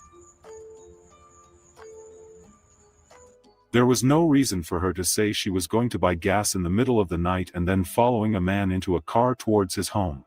Police were relentless in their efforts to find her. Days later, the search ended in heartbreak. A body was found, and the community's worst fears were confirmed. It was Dacara. Police quickly identified the suspect, Hugo Hernandez Mendez, charging him in connection with her murder. Hi, everybody. We begin with a news alert tonight. A body found in Anne Arundel County may be linked to missing Prince George's County woman Dacara Thompson. That is a big story tonight at 10 o'clock. Shamari Stone's live tonight in Waldorf with the latest. Shamari. Well, Jim and Angie, moments ago, we tried to speak with Dacara Thompson's mother and Dacara Thompson's mother and father. They don't want to discuss this latest development at this point. Meanwhile, this investigation is continuing. Tonight, Sky Fox hovering near a grassy area off of Route 50 in Annapolis after Maryland State Police discovered the body around 5 o'clock Sunday evening. Right now, Prince George's County Police cannot confirm the body found is 19-year-old Dacara Thompson, but say it does look like her. Investigators are waiting on an autopsy result to confirm. Fox 5 first told you about Dakara's disappearance. When we spoke to her parents last week, they told us the last time they saw Dacara was when she left home in Lanham and said she'd be back. We found a car abandoned, and then we found her belongings in the car. So I don't know. The only thing she has with her was her phone and the location where we found her car. She was last seen on August 22nd. Surveillance video from Hyattsville, Maryland, showing her locking the SUV that was parked in the wrong direction on the street and walking away around 1:30 in the morning, 9 miles from her house. Sunday, Maryland State Police say they were initially called out for a broken down vehicle and troopers discovered the body when they went out there. Tonight, they say it does not seem that the disabled car is connected to the case. What began as an ordinary night, a teenager stepping out for gas, spiraled into tragedy that stunned everyone who knew her. Police held a briefing. Morning. First, I'd like to thank members of the media for showing sensitivity during the reporting of this case. We know there were questions that you had and questions that we couldn't answer due to the investigation being ongoing. On September 5th, detectives from the Prince George's County Police Department's Homicide Division developed probable cause to present charges for the murder of Dacara Thompson. This morning, criminal charges were issued for first-degree and second-degree murder. The facts of the case: 19-year-old Dacara Thompson was last seen on August the 22nd. She was reported on August the 21st. Her family located the vehicle in the area of Jasmine Terrace in Hyattsville, Maryland. On August 31st, what we believe to have been Dakara's body was located by the Maryland State Police Department in the area of eastbound Route 50 at Route 97. On August 23rd, in the area of University Boulevard in Hyattsville, Maryland, a short distance from her vehicle. At approximately 3 a.m., for reasons still under investigation, it appears that Dacara willfully entered a vehicle being driven by Hugo Rene Hernandez Mendez, 35-year-old male out of Bowie, Maryland. Through investigative techniques and video review, detectives were able to track the vehicle's movement to an address on Kimber Ridge Drive in Bowie, Maryland. On September 4th, several search warrants were obtained and executed pertaining to this case, which led detectives to obtain enough probable cause to take Hugo Rene Hernandez Mendez into custody and present him to the court commissioner for the murder of Dacara Thompson. We believe the murder occurred in the home on Cambridge Drive in Hernandez's bedroom. Her body was taken to the location that it was recovered at by Hernandez. At this time, there are no additional suspects. However, this investigation is ongoing. Our thoughts and prayers are with her family during this time. I want to thank you for closing this case quickly. And now we will hand this case over to our state's attorney, Tara Jackson, to seek justice. But I did want to reflect on Dacara Thompson, young 19-year-old graduate of St. Charles High School in Charles County. She was living with her father. And part of the reason she lived here is because she was working for nonprofit Prince George's as part of her service year option that she decided to participate in. And that this activity is sponsored by our Governor Wes Moore. So this is a young woman who dedicated part of her young life to serving others, And I want that to ring home to all of you, that this is a good young woman who wanted to do good for her community.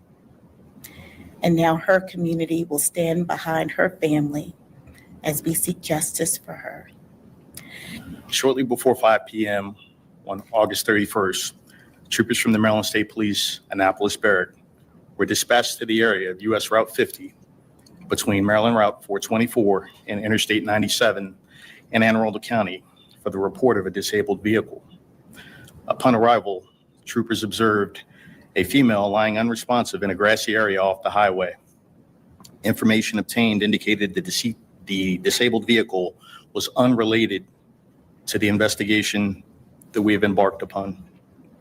Investigators from the Maryland State Police Criminal Enforcement Division South Region responded to the scene along with state police crime scene technicians from our Forensic Services Division.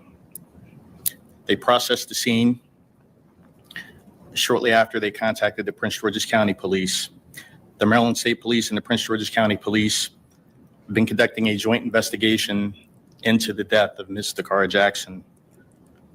As additional information becomes available, I am sure the Prince George's County and the Maryland State Police will share that information with you. The circumstances surrounding her death still remain under investigation, so we will continue to answer those questions that we think the community and the family want those answers. Thank you. Mr. Hernandez-Mendez will now appear at a bond hearing. We're not sure whether that bond hearing will be today or on Monday. And during that hearing, the court will determine whether or not he should remain held. And in making that decision, the court will look at the nature of the charges that are lodged against him, as well as the safety of the community. Is there any indication that she was moving around home, or that this was a murder that happened? We don't believe she was moving around the home. We believe everything transpired in the bedroom.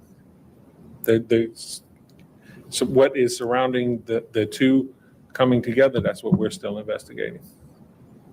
Does the suspect have any other violent crimes in the past? Nothing, not that we're aware of, but we are aware of one prior arrest that occurred with United States Park Police in April. If it wasn't for that disabled car, would that area have been searched? Was that on your radar? That area is probably about 7 miles away from the murder location, but a good distance away from where she went missing. So we are thankful that the Maryland State Police had the ability to locate that body based on that call for service. Chief, was this suspect subject to an ICE detainer from that spring arrest? He was not he was not subject to an ICE detainer based on that spring arrest. Not any other? We believe that one was issued yesterday. County executive or whoever wants to handle this, that's going to be an aspect of this case given our time today and age. Yes. What are your thoughts about that? So as was indicated, he was arrested by U.S. Park Police, which falls under the auspices of the federal government. So the federal government arrested him in April of this year on a DUI charge. He was then released pending his trial. I don't believe his trial date has come up yet. So what we know is that he did not, according to our records, have any contact at the state level, but he was arrested by federal authorities in April. I imagine that there's going to be some reaction to this man's arrest now in the news nationally. What are your thoughts about that? Is his status relevant at all in this case? What are your thoughts? Well, I think that the U.S. Government has made status of individuals relevant. This was someone who was in their custody, and they made the decision to release him. So I think the questions should be asked of the Justice Department. Thank you. People now have to face his charges here, though, correct? Correct. Yes, ma'am. I have a question. So when the car was reported missing, I know that I talked to Ryan about this. There wasn't like a flyer or anything put out on social media to get her face out, right? Can you talk just about that, like the fact that that wasn't put out right away and the case ended this way? Like what was done in the first few hours or days of the investigation? So the facts as we have it is she was in that vehicle before she was ever reported missing. So we did canvass the area. We searched, we questioned people in the area. We looked for video. We did all of these things. As a practice, critical missings get distributed. But the family did a lot of hard work and they distributed information and you all covered that. So the information was out and the community had it. And the community was sending in tips as well. Sir. When the body was first discovered, you were quick to say there's similar characteristics we cannot identify. Correct. And the timeline up from that point to today, you kind of provide detail and you can possibly identify the car. So we met with the family and through that meeting, we were able to identify the body. We'll take one more question. We'll do two. I was going to ask you, are any investigators talking with the suspect as he is cooperating? Is anything? We did interview the suspect and we got limited cooperation. People online were quick to judge her after hearing the news of her death at the hands of an illegal immigrant who was supposed to be just a stranger. One of her very good friends had this to say. All right, hey, y'all, I kind of just wanted to speak on the Dacara situation because I don't like how y'all moving about it. So me and Dacara kind of known each other since I was little, and her father, real life, used to take us skating every weekend. He used to take us to different places and shit.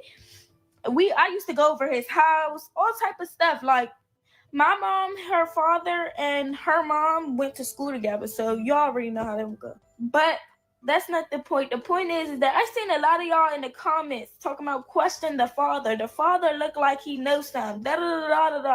One thing that I can say about the car father, Puda never played about them girls.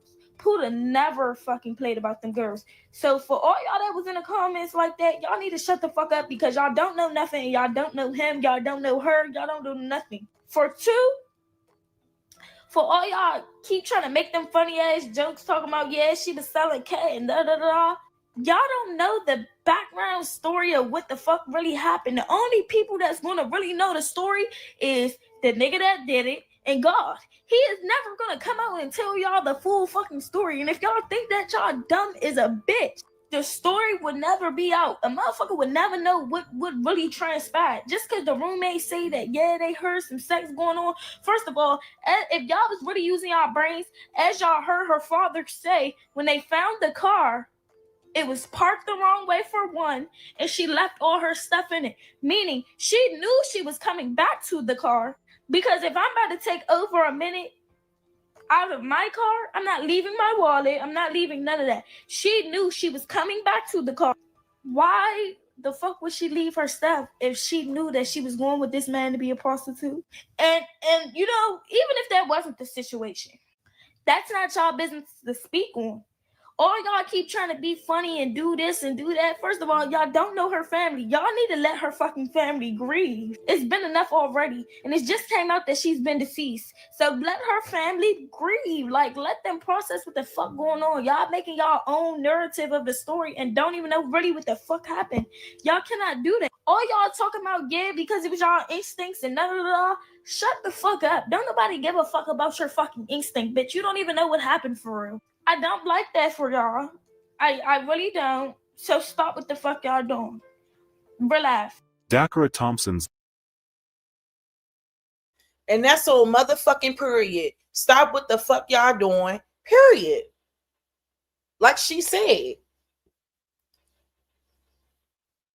life was cut short at just 19, a daughter and friend who should still be here chasing her dreams. Her final text to her father, "I'll be back soon," now echoes as a heartbreaking reminder of promises left unfulfilled. Her story is not just about tragedy, but about the love of a family who searched tirelessly for her, and a community that refused to stop until they had answers. Though justice is now being sought, nothing can replace the light Dacara brought into the world. And so, we remember her not only for the way her life ended, but for the laughter she shared, the kindness she gave, and the future that should have been hers. May her story be a reminder to hold your loved ones close, because sometimes, tomorrow never comes. May her soul continue to rest in peace, and may she get the justice she deserves.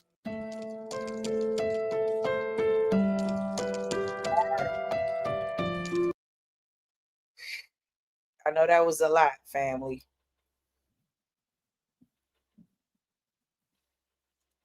Definitely was a lot for everybody, I'm sure. So real quick, let me go ahead and do this.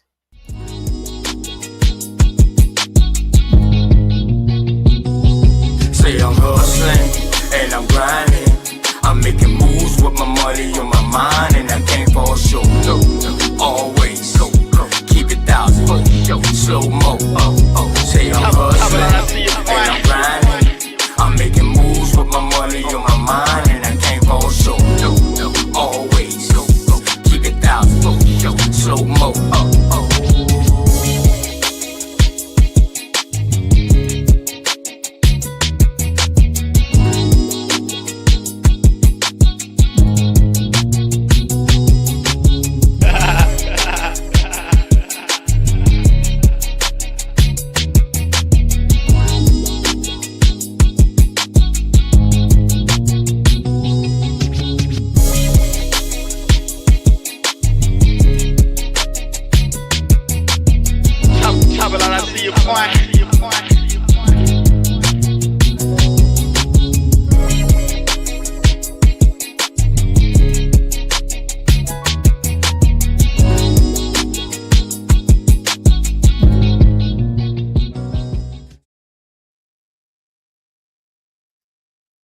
All right, y'all. I put the link in the chat if you guys want to have a conversation. Okay, boom.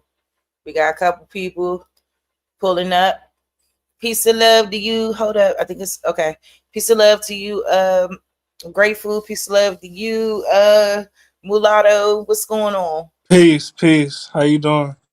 I'm doing wellness to both of you all. Yes, I'm doing all right, man. Just this situation got me kind of fucked up right now. So if y'all want to, Grateful, if you want to go first, kind of give your spiel, and then we'll move on to Mulatto, and then we'll kind of have a dialogue. Right. I want to say this first and foremost because I am one that has lived in the DMV area for quite a long time. I want to say the young ladies in that area are very intelligent. They know the vibe of the whole place, that whole circular movement, whether it's a rondelle, wherever it is, they know how to move, right? So when you see her park her car on this side of the road, I already know she's not there for long. She's not there doing nothing faulty.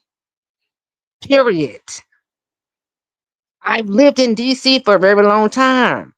And I'm about to pick up the phone in the morning and call my folks up there and be like, "Yo, what's going on?" Because my best friend has daughters around that age. They just turned like 21, like the other day. So I'm gonna call her because she be around all them places, and I'm gonna ask her some questions. They'd be like, "Yo, what's going on?" Because it's got me thinking like, "Yo, I too lived in DC at that age, at that time." And nah, this seems funny to me. And it also seemed funny when they said a body. I'm like, hold on. Because you have cameras everywhere. You got cameras everywhere. How you can snap a picture of a person crossing a line through the spotlight, or you're not spotlight, but the street lights, and you can take it there and you get charged for something, or you cross a whatever, a toll or whatever, but you can't follow what this is. Not saying that they're not telling us everything, but I'm just saying they have cameras everywhere in those areas. There is no place in no DMV area that ain't no camera. They only showed us one angle. Keep that in mind. This is a DMV area, heavily cambered, heavily cambered. And I'll pause there and then we can dialogue. Go ahead, Milano. Appreciate you passing me the mic, and I'll try to keep it brief. If you're not calling ICE on all potential illegal aliens, you are a part of the problem. I've been coming in these spaces for at least 5 years. I told everyone, call ICE on all potential illegal aliens. Call ICE on all immigrants. Let ICE determine if they are here legally or not.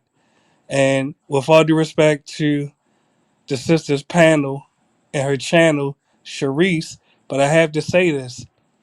All you bitch ass niggas in the Aboriginal community and the Pan African community that ridiculed me and disrespected me when I suggested that you all report immigrants to ICE.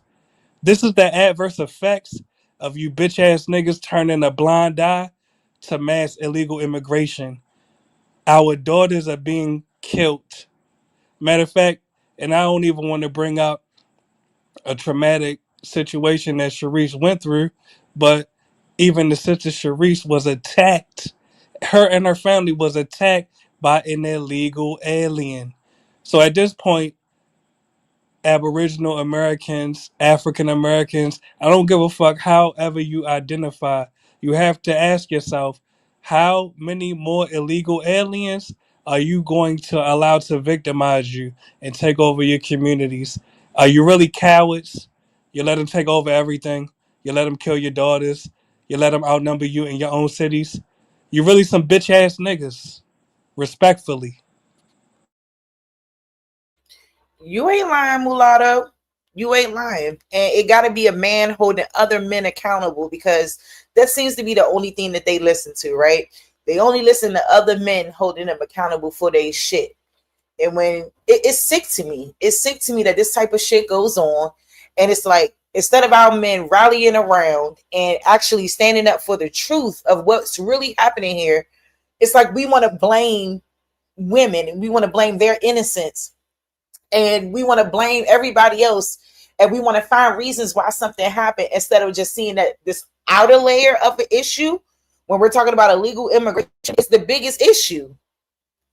It's the biggest issue that we could possibly face. So I'm not mad at what you said. You got the right to say what you want to say, and it is what it is. And I think anybody that's listening, they would completely understand like your sentiment and understand why you feel the way that you do when it comes to us as a people in general. Like, we're not standing up. We're not. Exactly. And thanks for having me out. I'm going to drop down, but let me just say this in closing. Call ICE on all immigrants. Call ICE on all immigrant businesses. If you don't, you're literally just waiting for more members of your own family and community to be killed and or ethnically displaced. The same houses where Miss Smith used to live at and Miss Johnson used to live at, them same houses is now being occupied by various different immigrant groups. If you look at DC as an example, how many more of our communities are being eradicated? How many more of our communities will we allow to be taken over? And just translate to any city that you in, whether it's New York, LA, Chicago. How many more of our communities will we allow to be taken over by foreigners? Are we really so cowardice? Are we really bitches? But thanks for having me up. Much love, fam. I'm dropping down. All right. Thank you for coming up. I appreciate it, mulatto. Peace. Much love. Peace. And Well, to you. yes. I mean, hey, it is what it is. That's his opinion. He got the right to speak it. And what you said, Grateful, was important too when you're talking about the CCTV footage and things. I know for a fact there's a camera damn near on practically every DC corner, every Maryland corner that you could think of, especially where there's a lot of activity around us doing stuff and where our people at. And it's interesting that they don't have a lot of like actual footage of this man walking with this girl or, you know, taking this girl and you know, they don't have any footage on that. That's really wild work. And they may do it. They just not revealing it. So what you think, Grateful? For one, living in that area and being in from Virginia to Maryland to DC, because it's one big area, it's a circular. I know for a fact, and even with the men in DC, whether you know how they can be, however they are, I do know men in DC protect. They got a crazy way about themselves, but they don't play about certain things going on with their women in those communities. Like they really are not with the shits. They not with the shits, even though they be on their shits, but they ain't with the shit type that. Like we get, you know what I'm saying? DC's different. It's like it's real different. Like they really do protect the women. If you got some personal thing going on, they might not get in it too much. But if they see somebody just out here wilding on a woman, they're not gonna let that shit fly. It's just not gonna solely go by, especially in my era. You know what I mean? So for me to even hear this, and then for her to park awkwardly, because if you know DC streets, they not big. For one, they not big. So for you, and if you're doing the backward parking on the opposite street, you definitely not there for long. You doing a pull up, jump out to go grab something. It's like a grab. It was like going back in the car. Yeah, it's like a grab. I'm going to go grab something real quick. I'm out this thing. I'm off the corner right here. I just pulled in here. I gotta walk over here, grab something, and I'm out type thing.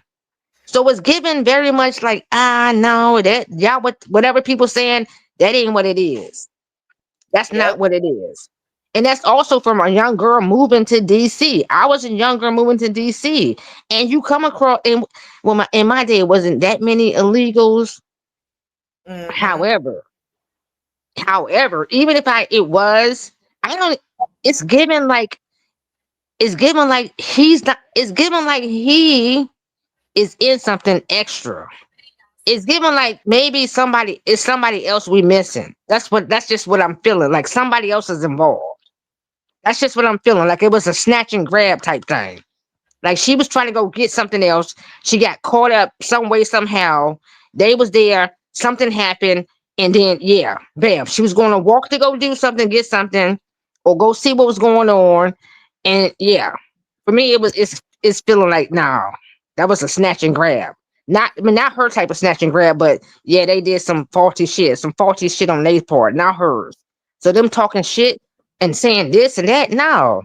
Because everybody that lives in DC area, them girls, if you really know DC, you'll never know who's selling what, because they don't move like that. They don't move like that. No. If you like, I ain't gonna go too deep, but I'm just saying they don't move like that. Like real deep. DMV area don't move like the rest of the country. It's different. It's all the way different. And if you ain't never lived there, you'll never know what I'm talking about. It's different. It's its own. That's like it's Chocolate City. That's the founding thing of DC is Chocolate City. It's exactly that. The vibe is that. So that moving, she did that. Nope. Nope. That ain't how nope, that's not how it go down. And Sharice, you know it. You know what I'm saying is true. Definitely. So people talking crazy or even saying this, first and foremost, let's get back to the men. Men, y'all need to stop. Watch your mouth when it comes talking to us. Please, please, please, please stop telling us what we are or what we doing and what this and that and that. Like, no, them days of even in the 50s, they wasn't going for that, especially in our culture. They wasn't going there for that in the 50s. It wasn't going for the 40s, 30s, 20s, but beyond that. So stop going on with the pale man's narrative, trying to place it on us when you know that our families have never been that. For one, you all, as the men, adapted the pale man ways, and now you are the corrector that need to correct yourselves. First and foremost. Not us, the women. It's you men that caused all the issues we having right now. Let's talk about it. It's not the woman that caused these problems. It's you men. And me and my sister just discovered this. We were just talking the other day. And we was like, you know what? We think about it and we get into the history and talk about it was never the woman that caused his problem. It was always the man. You brought all these issues to us. But I ain't gonna go there because we're speaking about the young lady. I'm gonna stay there. So, what is your, because you're there. I'm gonna make a call tomorrow for sure and get a little deeper into it.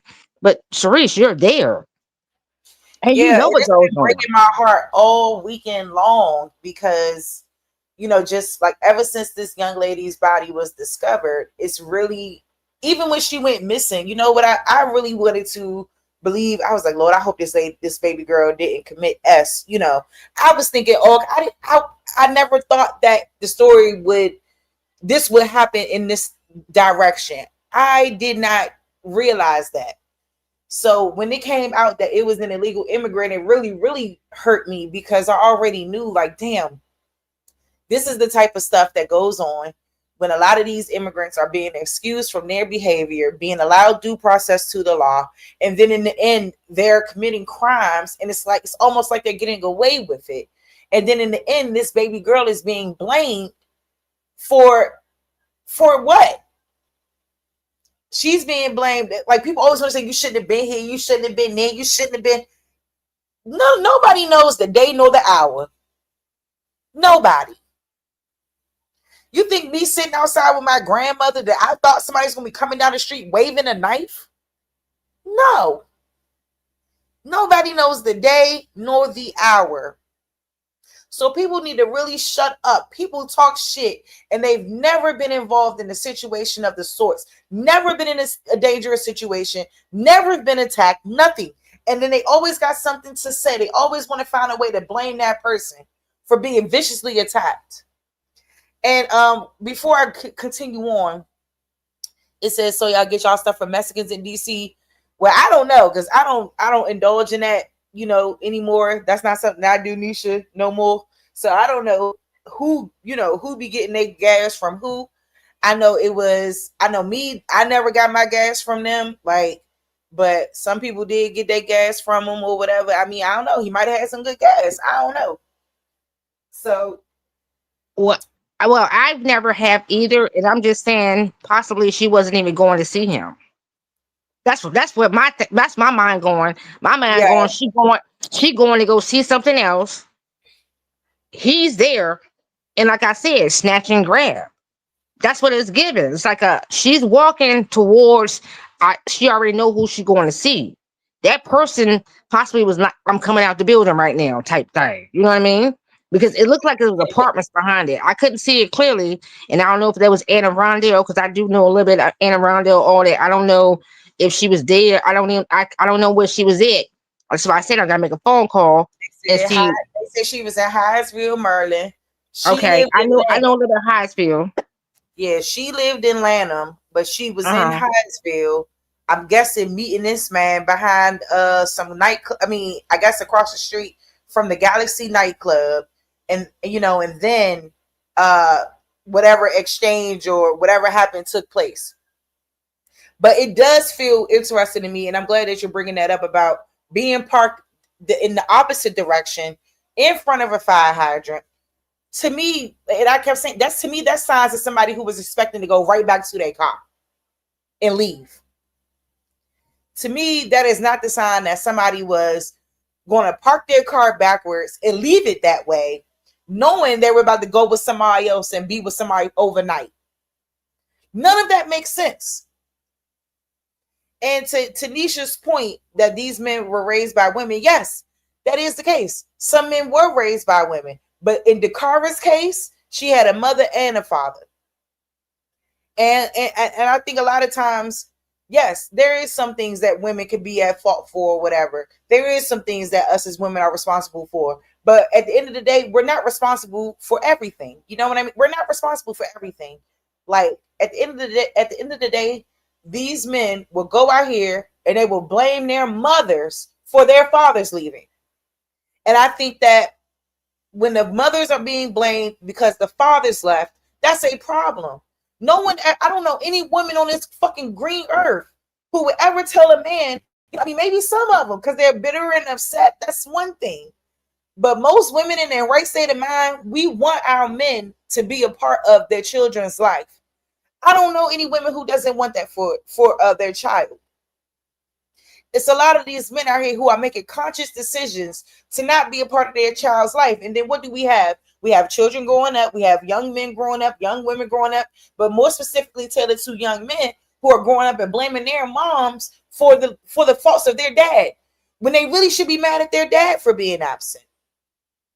That's not 100% the woman's fault. I think that we overlook the fact that a lot of, I know, baby. I just want to respond to it because I think that a lot of times this communication often gets lost in translation. Yes, there's things that us as women we need to fix. We're all human beings. There's things as men that men need to fix. Men need to stop being cowards. Men need to stand up for their responsibilities. And I don't give a damn if you don't like her. Your child is involved. And if you loved your child, you should be doing everything in your power to make sure that you're in your child's life every single day, every single week, month, year, whatever it is. Like, there's got to be accountability on both sides. When the accountability is only being put on the women, it's a problem. Because a lot of times the women are doing what they're supposed to do. They're doing what they're supposed to do. A lot of times women don't want to be in these situations, but they are. And they try to make the best of it. And what can we do about that? You know what I'm saying? Except for try to raise these children, give them a good life, and do the best that we can with what we know and what we got. You can't make a man do what he's supposed to do. You can't make a man take responsibility for his actions. We can't make them. So we have to continue to raise them. It's like, yes, it's true what you're saying. It is true. But a lot of these men need to be held accountable for being absent. And it's a problem. They're absent. They're not around. They're creating other families. They're going outside of our race. They're doing this, they're doing that. And that is not being held accounted for. But in the case of Dacara, it doesn't sound like her mother and her father was together, but she lived with her father. Those were the statements. And when she's 19 and she's doing whatever, you know, like she's living her life as a 19-year-old. But we have to look at the circumstances of the case. And a lot of times, like I said, when we're looking at the case and we're looking at it from as women, as people, it's easy to judge because we're so hard on women. We're so hard on young ladies. And it's because a lot of times we're hard on our young ladies because we do want the best for them and we do want to see them thriving and prospering. And we don't want to see them falling victim to shit like this. But we can't be blaming them, okay? We just can't. Because we got, in this case, an illegal migrant who should have never been out of jail. And when he got caught on that DUI or whatever it was the first time, ICE should have been on his ass. And they wasn't. So it's kind of like, you know, it's like we got to stop the back and forth, the blaming, because I believe that there's 1,001 things that us as women we can say about men, and there's 1,001 things that men can say about us as women. But it ain't gonna change the circumstances. What we gonna do to fix the fucking problem? Because there's a problem here. And you're nothing speaking but the truth. And the problem is that everybody has to work on themselves. Yeah. That's the issue. We all have to work on ourselves, but specifically to every case that we continue to see like this, because there's many cases like this, right? Specifically to this, it doesn't matter what anyone does. We don't give a crap what you doing. If you selling a box, it's not that. It's the fact of what you're encountering in that said energy, that entity, whether it's in a devil space, because I feel as though when you become mad, you're in a devil aspect, a certain that entity, that devil spirit that jumped on you, and now you are going too far, whether it's a woman that goes too far, whether it's a man that goes too far. So therefore, it comes down to the mentality. It comes down to what you are as a said person embodying this avatar and how you approach any person.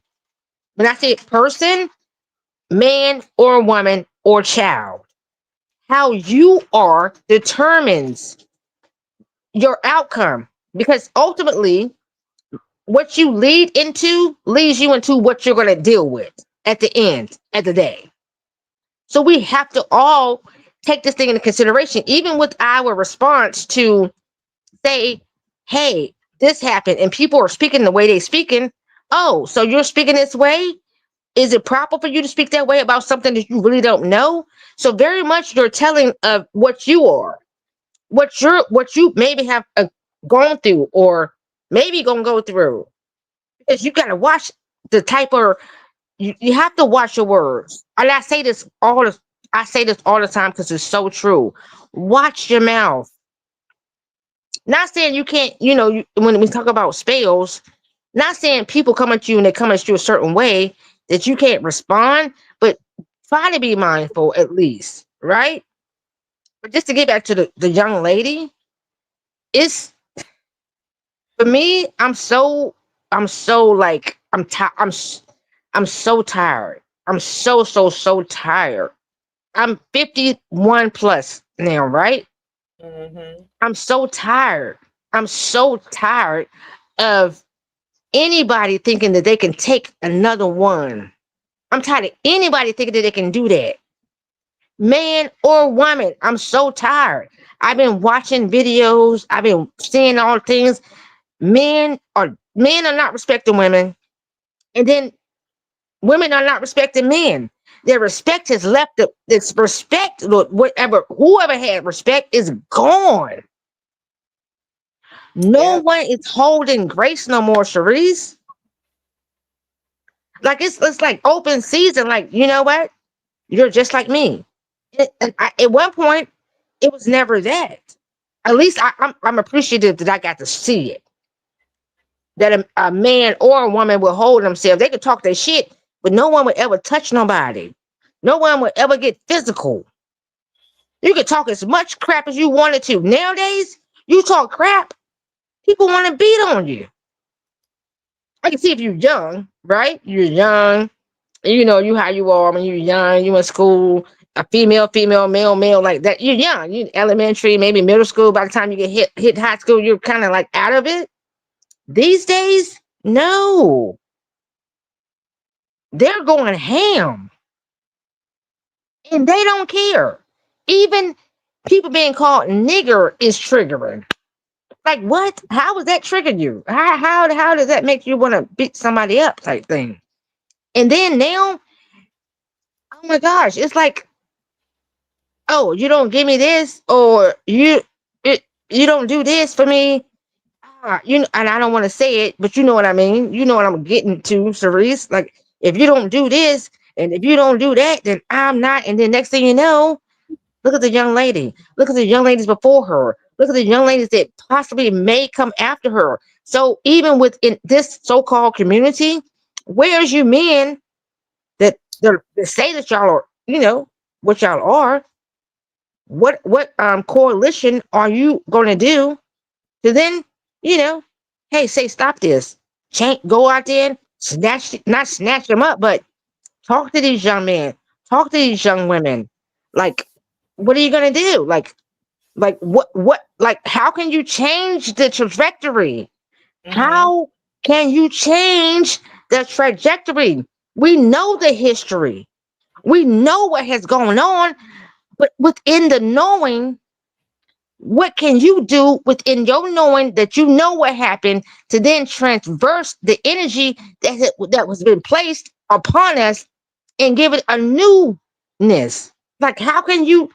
What's the like, Cherise? Help me. The trajectory. Like, what is like the fuck? It's a mindset change that got to take place.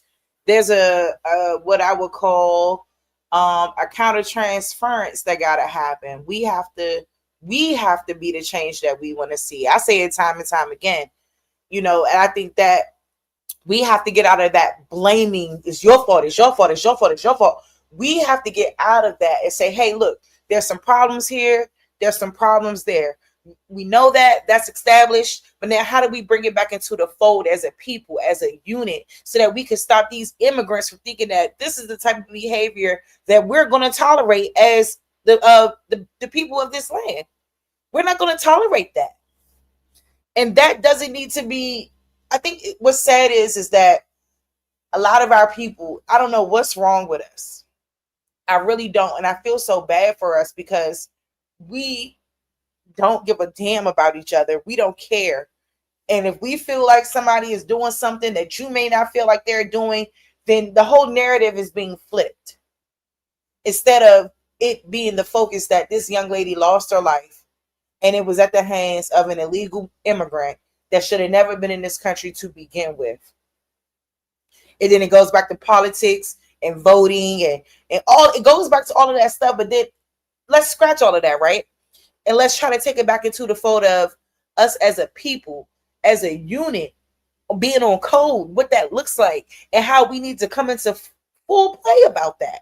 Because at this point, we'll just sit around and watch things happen. We'll sit around and let people and let our people be in danger. We'll do this.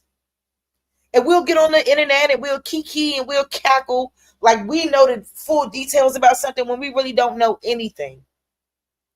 And I just really, it's my hope for our people that we stop and that we really, really learn how to deal with our issues, get over the past, because we can't change what happened in the past. We can't change the circumstances, but what we can do is we can try to be better than that.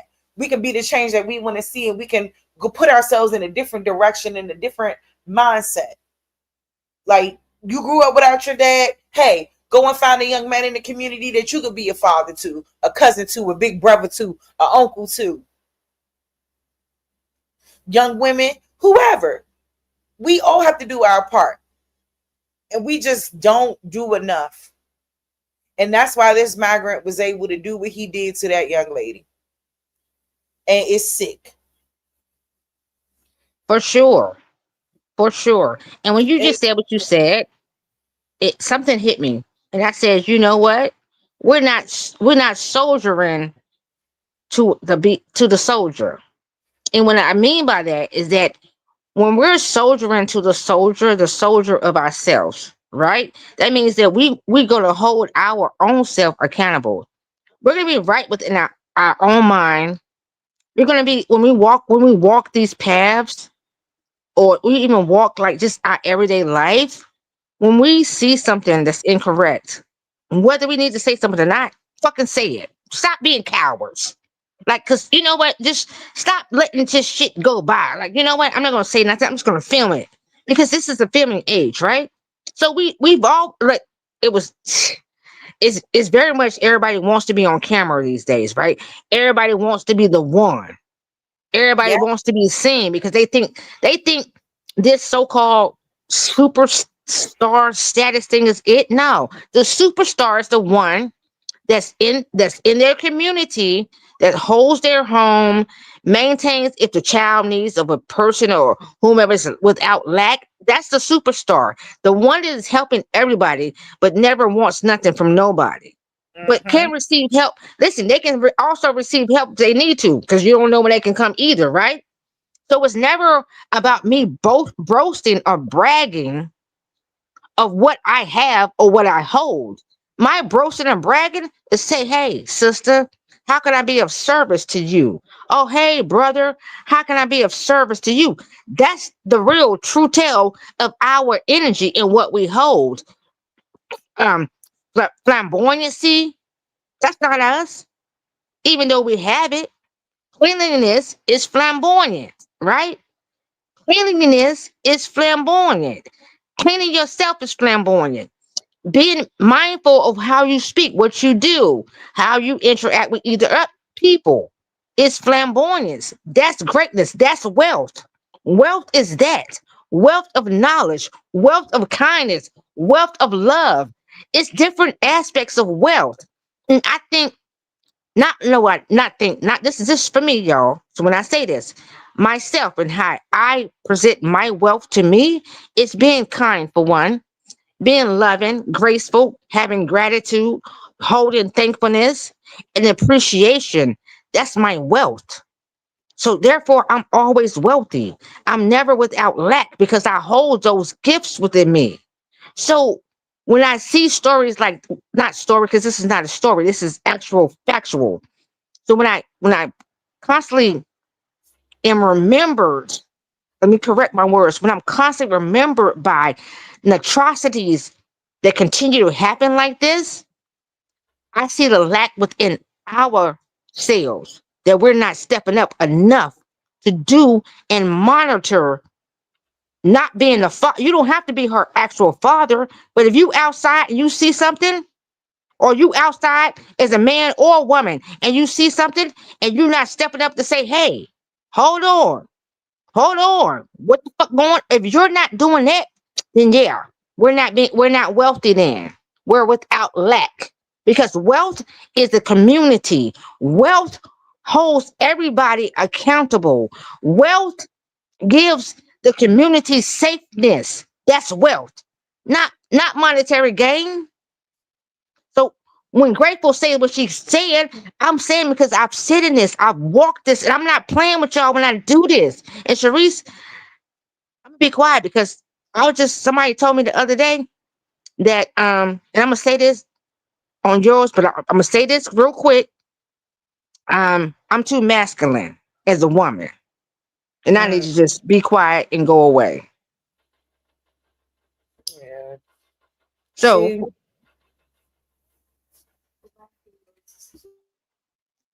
and no, but what's about the young girl? But I just wanted to say that when I said what I just said. But I'm too masculine. Okay, I'll take the masculine side. Not it's not. Yeah, I mean, I will take the masculine side though. But we're not. I'm saying that, but not to not go against what we're speaking to. But what we're speaking to is even deeper than deaf, y'all, because we are deaf. Did y'all get what's going on? I don't even think people even like. Listen, I'm cringing. My whole body is in a cringe. I'm my whole. I think my whole shit is locked up. Cringed, cringed, because this is every day. This is every day. This is every single day that our babies, babies are gone for no reason. For no reason. And it's not even, how can I say this without being political? It's not about what they are politicizing, because they're politically trying to place you, and still that's just another way for them to trap you into their mindset. It's not that. It's for you to understand that you should never be polarized, and to step out of being pictured, step out of wanting to be seen, and step into your seenness, that you're going to do something right, that you want to be right, that you want to be correct. That's just for me. And I'm gonna be quiet because I'm too much, as they say. It's just the y'all don't know how deep this thing hit for me. yes, peace, Bucky. Bucky said, "Motherfuckers out here talking about FBA and shit." Peace, family. Peace to you. The problem is we moving wrong, and most are unaware or ignorant to the fact that we are under attack. You know what? Now let me speak to what you said about the masculinity, right? And I know a lot of times we get that and we hear that a lot. I think that a lot of that comes from like us now living in more of a patriarchal society, religious type of mindset that some of our people take on when we're talking about Christianity, Muslim, Nation of Islam, different types of religious bases that kind of teach that male patriarchy. And I think in the end, it kind of goes back to women being blamed for being masculine. But I think a lot of times what's not being recognized is that a lot of women have been on the front lines, have been the be all end all for men, definitely have seen men through a lot of stuff. And when we look at the jails, like you can see the amount of women going to support men versus when women are in jail, and those same men going to support those women who are locked up. There's this thing around male and female energy that it has to stop. I think that when we're talking about certain gender roles and certain things like that, like as much as I love those, the idea around gender roles, those things are not being fully exemplified in our everyday life. I feel like a lot of times when we're talking about gender roles and masculine and feminine energy, a lot of women have had to take on masculine energy so they can be strong for themselves, so they can be strong to get through school, get through a day of mothering, going to work, sacrificing a lot of their life because they have, they made some decisions and now they have to take care of their children. And as a result, a lot of the children are lacking father influences in their lives. And in the end, I think that can kind of harden you as a woman. And it's not on purpose. I think that it needs to be some sympathy and some empathy held there, because I think that we missed the point around how much our women have been through, been abandoned, mistreated, abused, beat up, everything. And a lot of times I think that from those experiences, a lot of the women who were coming up, excuse me, y'all, are teaching their daughters to be independent of that, because they don't want to see their daughters struggling in that capacity. They want to see their daughters to be able to live affluent lives and be able to go to school, get them an education, to want a man but not need a man, so that they can be on their own 2 feet. I think that it's such a hard thing, for everybody, because society today is so different than what it was once before. But I think if we let go of that, because I know me and my cousin James, I love him down, and he was putting a lot of stuff on Facebook that I had found interesting when it came down to him and his girlfriend. I mean, him and his fiance. I don't think he's married to her yet. And who's doing what's the situation or whatever. Like some days he said he washed the dishes. And he, there's certain roles that he take. He don't feel like it should be one thing for one and one thing for the other. It's about helping each other. Yeah, there's some days he can do the dishes. Yeah, and there's some days she can take out trash or whatever it is. Like, I take out trash. Baby girl, you hit the nail on the head. You just hit the nail on the head, child. Mm-hmm. And I'm gonna tell everybody, I'm gonna give everybody a little insight on Grateful Life, right? I been my man for a very long time, right? Shit ain't always well, right? We get into shit. And hold up, let me mind my mouth. Let me mind my mouth. We get into things, right? We talk a lot of crap to each other. We around each other. And we pretty much it's he and I. Like, I don't really deal with I have my friends from here, not too many friends from there from years ago, but it's select. But I'm basically it's just basically he and I. So y'all know we get into things. We get into things. We get into a whole bunch of things. But one thing is for certain and 2 things for sure. When you meet someone, then no matter how you reach whatever it is, you just have this knowingness like, that's the only thing I can deal with, because otherwise you might go into a situation and you effed up. Meaning that everything you don't have to leave for either. And I'm saying, don't take abuse. You don't want to get beat on. Now, I'm gonna be honest. I'm gonna be real fucking. I'm gonna be so fucking honest right now. Y'all ain't gonna like me when I say this. You might get into a scuffle. I was some real shit. This y'all over here, y'all mess around. Everybody, you might touch somebody, especially if you're doing something. And the next thing you know, you're like, oh shit, we both was wrong. You know what I'm talking about? Shit, like some real life shit. Grateful ain't gonna tell you no lie. You know what I'm talking about? But when you know that y'all really ain't that, and y'all was on some BS, maybe you shouldn't live, baby girl. Or maybe you shouldn't do just some wild shit, baby boy, and go ham and put your hands on her or do something extra when you know that that wasn't your mindset and you know that that's wasn't what it was. Or baby girl, maybe you shouldn't have smacked him, or maybe you shouldn't have did that and you could have did this. The grape was not gonna tell you no tales. I'm not a tale teller. I'm a truther, and truther gonna tell you that yeah, baby. If you get into these type of years, oh, that shit possibly is gonna fucking happen. Yep, y'all gonna have an incident. Y'all both gonna be looking at each other like, motherfucker, did you do that? Or did you do that? And this is, Sir Sharice, pardon self, I'm being rude because I had to catch myself because your whole Right. no, your whole what your live is for, because I do this and I caught myself there because guess what? If I'm gonna give anybody the truth, I'm gonna give it to you. Pardon me, because your whole live is about the young lady. So I'm gonna excuse myself because I was ranting. So then, okay, it's okay, y'all. So now I see it. I do go off on a rant, and it's only on Sharice Live that y'all can hear that. That part, okay. My bad, Yeah. baby girl. Carry on. I'm quiet. And OTK speak. Hey OTK. Hey David M. Nisha. Everybody for hanging around in the chat.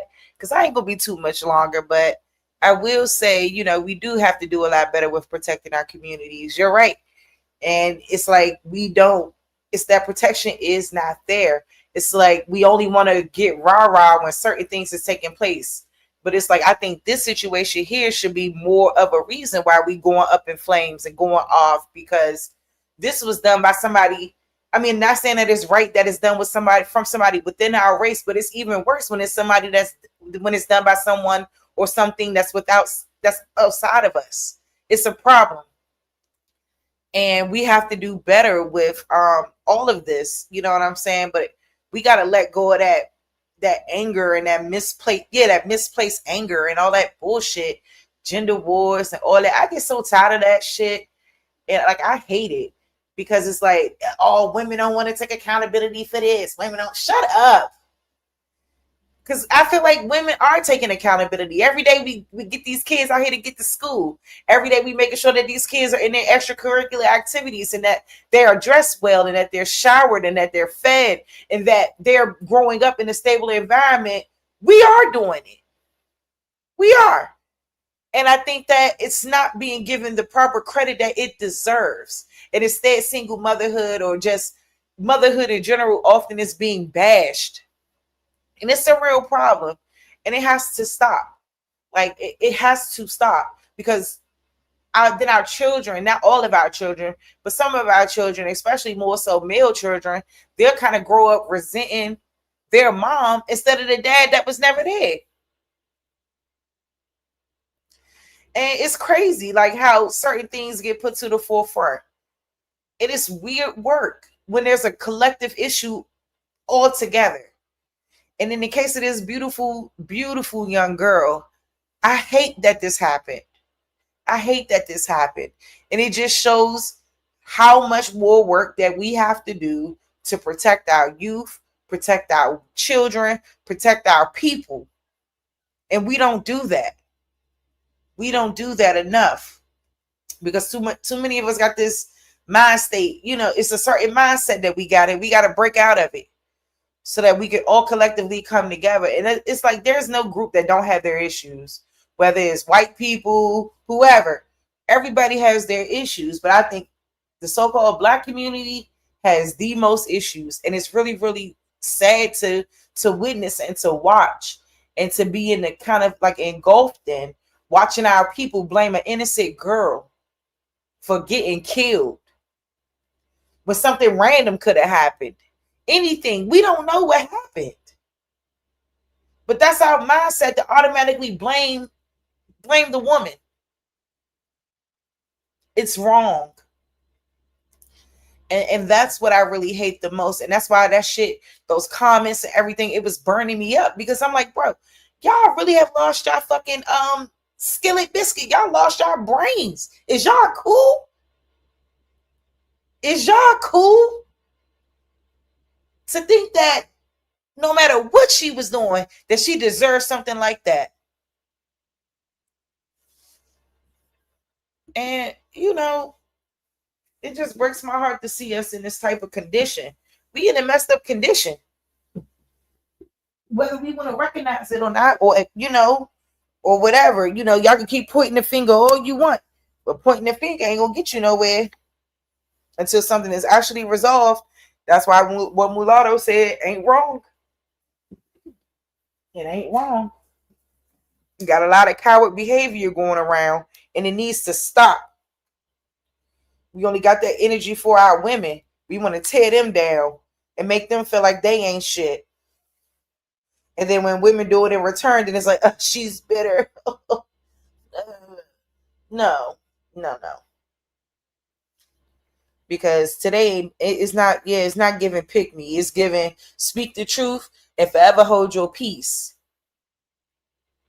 And for these people to be on Beyonce's internet, doing what they doing, spewing this rhetoric, it just shows that we are the problem. The one time that the Black community has the opportunity to stand on 10 toes about one of our own, we don't. We go and make foolish, stupid ass TikToks about selling cat.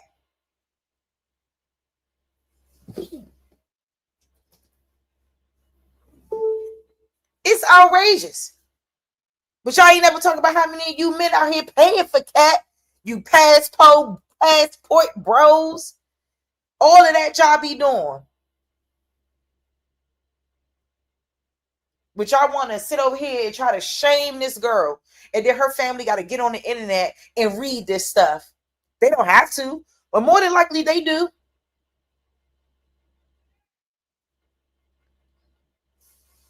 Like, a lot, man.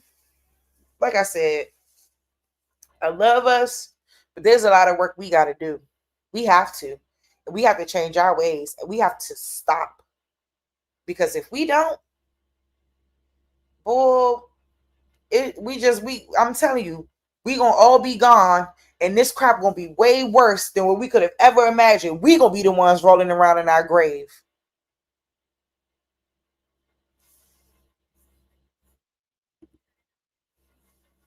Yeah, and I have to get on the passport bros. Want to talk about this girl. And y'all be the main ones buying cat. Stop with the nonsense. And then y'all mess around and go over there and get unalived by their men. They setting y'all up. Because we can go and show the videos. That's what I said. Like, there's nothing wrong with both sides being accountable for behaviors. Okay? But when somebody leaves and then they make a conscious decision to not be around their children, that is not the woman's fault. You're making a choice. When you leave, you don't call, you don't communicate. The only thing you care about is if your shirt match your shoes. The only thing you care about is getting your locks done or keeping your hair cut. You look good. And you ain't thinking about your child. That's the woman's fault. I wish more of you men be up in these men ass who don't be there for their fucking children. I wish that's what was going on. But no. Women continuing to take motherfucking side shots and strays around situations that is not their fucking fault completely. If a relationship don't work, that's one thing. But to not want to be around your child is another. That's completely different. And that is rude and it is stupid. And most of the time, it be them that don't grow up with their dads too. And then they turn around and treat their child the exact same way. Nonsense.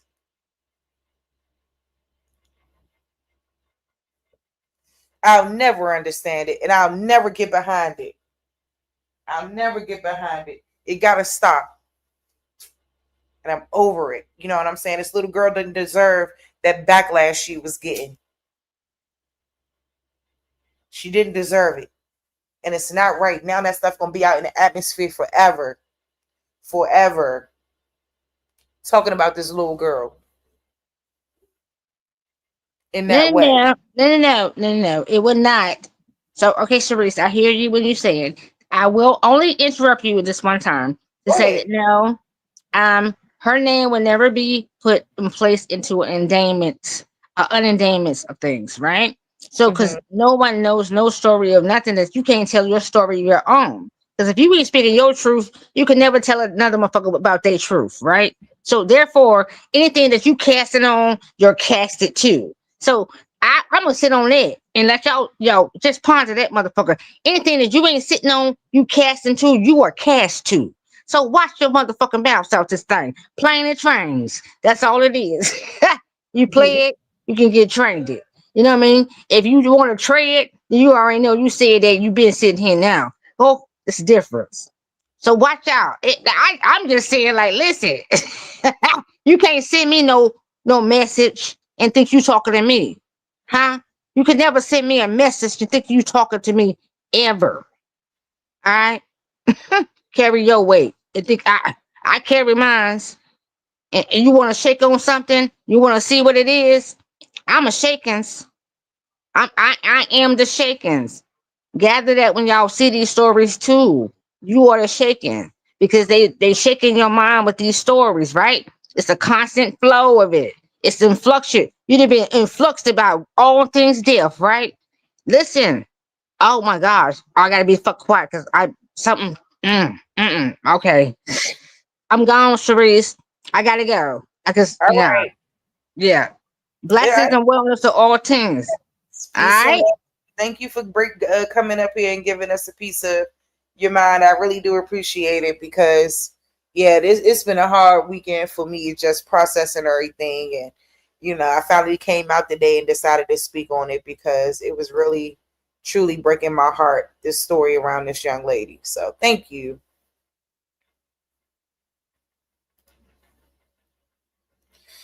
So, yep. Anyway, y'all, I'm about to say, since Grateful says she out, shit.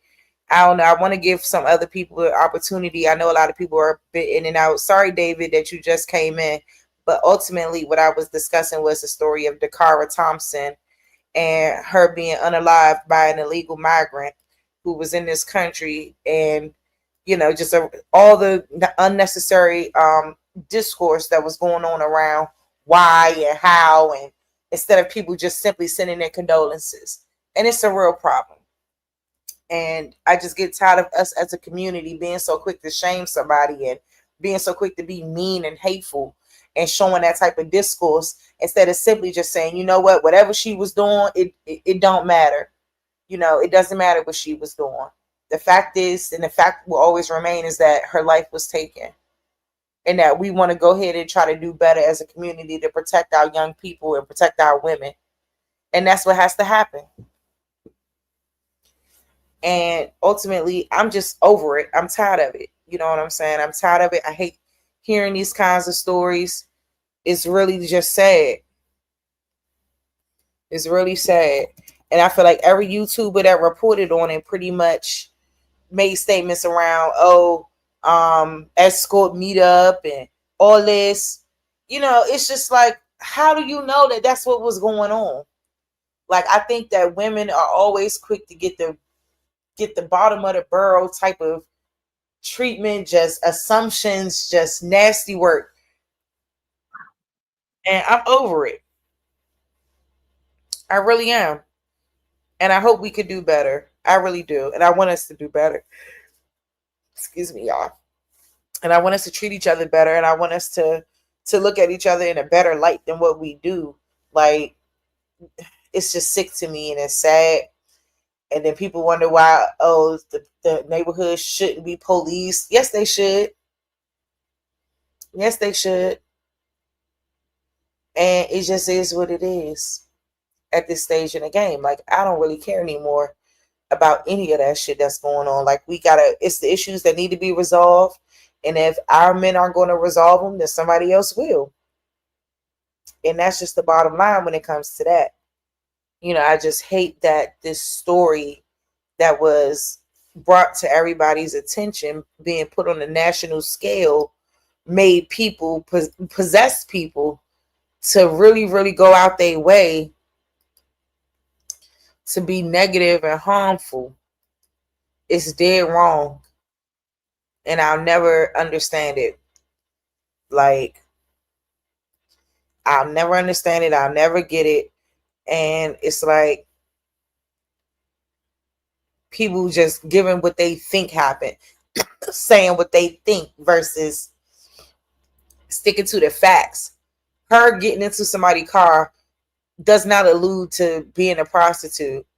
We don't know what was going on. You know, we don't know what was going on. Like, I had seen some things circling around Facebook that was saying that Migo is known for selling weed. That's what I seen circling around Facebook. So that's alleged that he might have been selling weed to the little girl. We don't know. And I think it's wrong. It's shameful. And it's sickening. And that's why I have been really just upset. Like, this whole entire time, just learning about it. Like I said, when she first went missing, like, all I could think about was my cousin Earl. And when he was missing for those 2 weeks and his body ended up in some water, you know what I'm saying? He ended up, washed ashore, things like that. And that's all I could think about when it came to this young lady. And then when it's coming out that she was murdered by this man, unalived by somebody, like, oh, it broke me down. I was just like, whoa. And then the comments, oh my God. I said, yo, that was my little sister. That was my people. Man, I would be going off on you motherfuckers. I would be going off on you motherfuckers. The fact that they would even jump to that conclusion tells you a lot of black people see black girls in general. Yeah, how a lot of black people see black girls. Absolutely. Absolutely. And that's the mentality and the behavior that gotta stop. That's the shit that gotta stop. Because it don't matter if she was doing that. Did she deserve for her life to be taken? Miss me with the bullshit. Like, you people are not cool. You people need mental help. Seriously. And that's where I'm at with it, So, shoot, I'm going to go ahead and try to play a little tune. See if somebody else want to come up on the panel and kind of give their opinion. Because I had a good time tonight. I just really wanted to kind of share my thoughts on that and, just keep it in perspective that, life is short and you just never know the day nor the hour. And you want to always make sure that you're being completely, excuse me, sensitive in what you say and what you put out here in the world, because, you know what I'm saying? Somebody is going to be inadvertently affected by your words, by you saying things and making up things, and you not even knowing whether or not what you're saying is the truth. You're just making assumptions based off of whatever you felt like you could make an assumption of. And we know that the full story is not being told. And it's just sad that this 35-year-old man who was already arrested by the U.S. Park Police for a DUI, they released this man, and then boom, next thing you know, he's accused of killing one of our young women. Like, it's sad and it's enraging. And I just want to keep continuing to offer my love and my support to the family, because they don't deserve this. That young lady didn't deserve this. I could only imagine.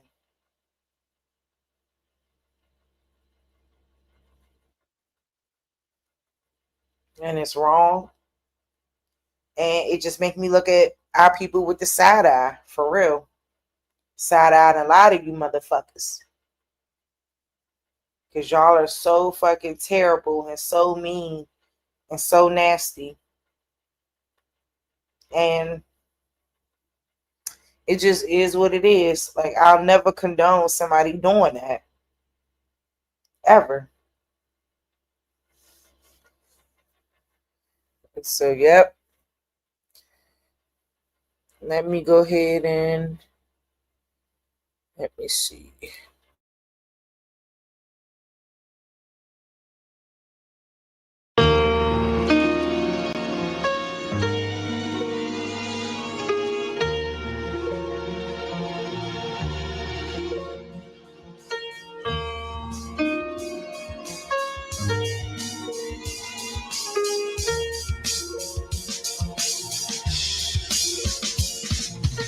Who they think they better than?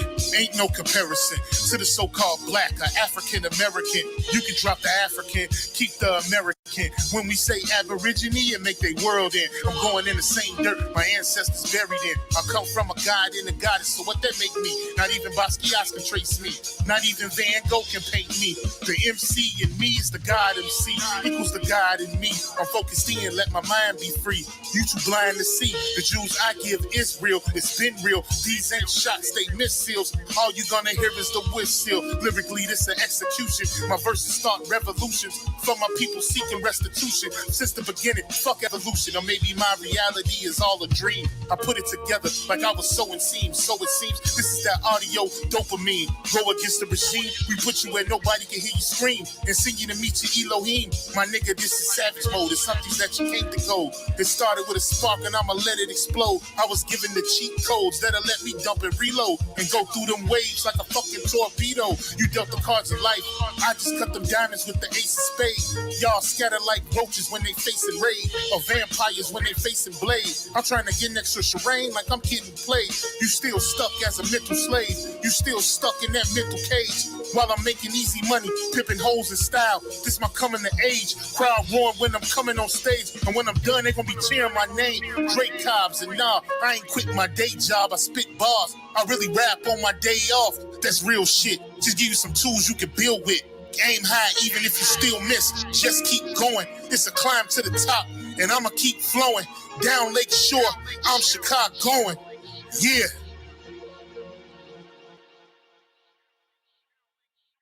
You niggas is playing checkers, we playing chess. And nigga, this is checkmate. Dre be the big dog and you just a little bait. You out of Africa and we ain't got the same traits. I'm a God being and we ain't got the same fate. My granny died February 18th and I was born on the same date. The chosen one, the ancestors' chosen son. They gave me the golden gun. One shot, that's a hole in one. From the pyramid of the sun, the poverty point. I don't think you niggas is getting the point. We still here. Who said they made the Aboriginals disappear? Your information's lagging in the rear. All you do is teach fear. We copper colored with woolly hair. Am I speaking clear? So fuck the nonsense. When I rap, I touch your consciousness. From within is where you get your self-confidence. Let's bring it back to dominance. Ain't no confining us. Gonna bring that wild Indian out of us. Yeah. Yeah, yeah. We still here.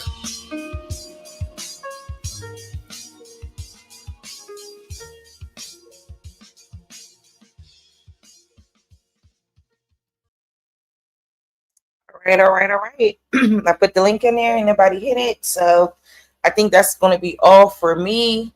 I appreciate you all. I love you guys so much. Thank you guys for rocking out, vibing. Remember to like, share, subscribe. And yeah, just continue to keep faith in yourself and what you're doing out here. Stay safe out here in these streets. I wish everybody safety because it's so crazy out here in the world. You just never know the day, the minute, or the hour. I'm going to continue to stress and reiterate that. And like I said, y'all stay loving, okay? Stay loving and kind to each other. Hopefully soon in the next couple of days or few days from now, I'll have a build on the American Indian paradigm and what we need to be discussing here. But I really needed to jump on here and talk about Dacara Thompson because, yeah, this was really breaking my heart just hearing people spew that rhetoric they were spewing. And hopefully now we can put a lot of that to rest and we can continue to move forward and try to love our girls and support our girls and make sure our girls are safe and not put out those heinous things around these heinous narratives around their actions or whatever it is. We just have to kind of stop it. So on that note, y'all stay safe. I love y'all. Be good out here. Peace.